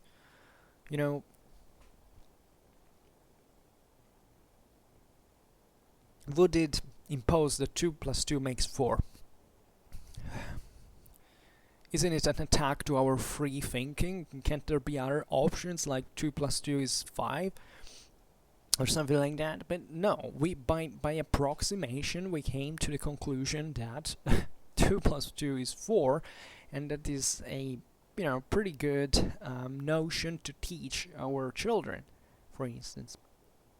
Well, von Clausewitz is a bit more complex. It's something definitely you can't teach children, even though, in the essentials there is a beautiful article I made, I read once, is von Clausewitz explained to children, which actually works pretty well for adults as well. Interestingly, von Clausewitz has this magic, chameleon teenager can be told to anyone really to be effective in the same measure, because was very well done. Perhaps I will post maybe another time. But the point I'm making is that when we are confronted with a factual evidence, sometimes it's just a matter of ignorance. It's like when they discovered that the Earth gravitated around the sun. You have to take that by the 16th century, it's not that many people cared actually in practical life that whether it was the center, whether the Earth or the sun were the center of the universe. By the way, not even the sun is the center of the universe, but whatever. The point is, that's what the problem for them was at the point. for Galileo, for instance, or Copernicus at the time. So the point is that evidence eventually pops out in some way when at least a certain decision, where certain social dynamics makes it emerging in some ways and makes it necessary to cope with certain situations. It's like war. War is like that, because war, as we were saying before, basically puts in motion the necessity of thinking through what you're doing with a much greater with a much greater commitment, because you're risking your life in that moment. So you have to figure out something that is sensibly effective. So if you think about it, I think great part of our cultural disorientation today is, and moral disorientation, civic disorientation, actually stems from the fact we are relaxed. We are more sedentary, we have more surplus, we have a better lifestyle, so we don't have to care that much how to survive. So we don't refine our brains more than much. We just stay here and enjoy what we have, and not saying, I don't care. As long as I have my smartphone, I have electricity, a roof, heating, and eating, that's fine. I don't have to think about anything else, essentially. Just, maybe having a partner, or, hanging around, friends, making something. That's it. And that's where you forget, essentially, that there are things that are much greater than us. And this is particularly interesting, according to me, in an historical perspective, because objectively we arrived quite recently to this level of comfort and lifestyle. So, but, it was just, 25, 30 years ago that there was the Cold War. So the point is, what the hell? Have we forgotten that? I mean, it's even the same generations we live in there that do not seem to care much anymore. So it's as if I'm actually worried about this, because it's as if we have this alarming capacity of lowering our guard and not caring anymore. So when people say, that history repeats always itself and people make all the same mistakes, I don't really buy it, because I believe that history never repeated itself, not even a single time. But aside from this, it's true that there is a certain amount of awareness and of knowledge, of wisdom, that needs to be revived, that needs to be structured, that needs to be consolidated. And hey, we do live in a quite peaceful world compared to the last, millennia of civilization. Yes, it is true, but it's still a pretty messed up world in many ways. War's pretty out here. It's directly influencing our lives, our economies, and so on. So it's not really something that we can forget by saying, I don't care, because objectively that's a huge moral and material waste that we will ultimately be called to pay for. So I believe that the film Kriege is a very good medicine for that, because it awakens your perception. And maybe one time we arrive to being so dumb to neither care while reading certain things for our spirits to be revived. But these are just other sidebars and digressions that I don't really now it's more than 3 hours I'm talking. And okay, so this is what were my thoughts. It's essentially a video proposal, as I said at the beginning of the video.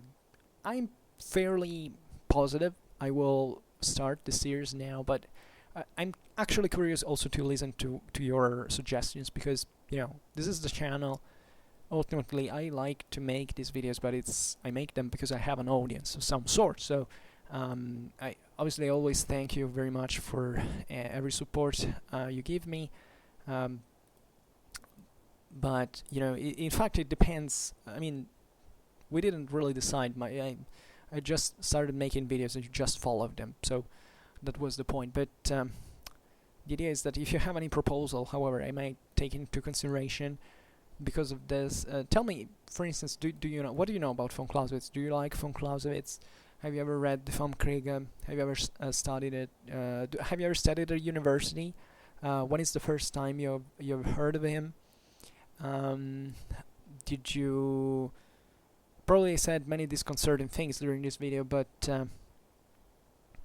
yeah, that is all food for thought. So let me just know even simply your impressions, not even suggestions if you don't want, but that's important to me because I'm really much into this, and up to now I never had actually the thorough chance to discuss about von Clausewitz, or to dedicate much time to it. So this Schwerpunkt could really be a good chance. And naturally, by the way, today we didn't talk, and I will not do it because now I quit it. The concept of Schwerpunkt. If anyone wondered why I called myself Schwerpunkt, that's actually because of von Clausewitz, that proudly heralds over my profile avatar. That's very. It's a beautiful painting, by the way. He was slightly less handsome than that, but he was fine. Like I like von Clausewitz. He looks, you know, that picture especially makes transparent the kind of the smart attitude, smart essence he was essentially. So nice picture. However, yeah, for now I just hope that you enjoyed this video. If you did, please share it, otherwise leave a like, or subscribe to my channel if you are interested in my upcoming contents. And for now, I thank you heartily for listening to me. I wish you a nice time and see you next time. Bye.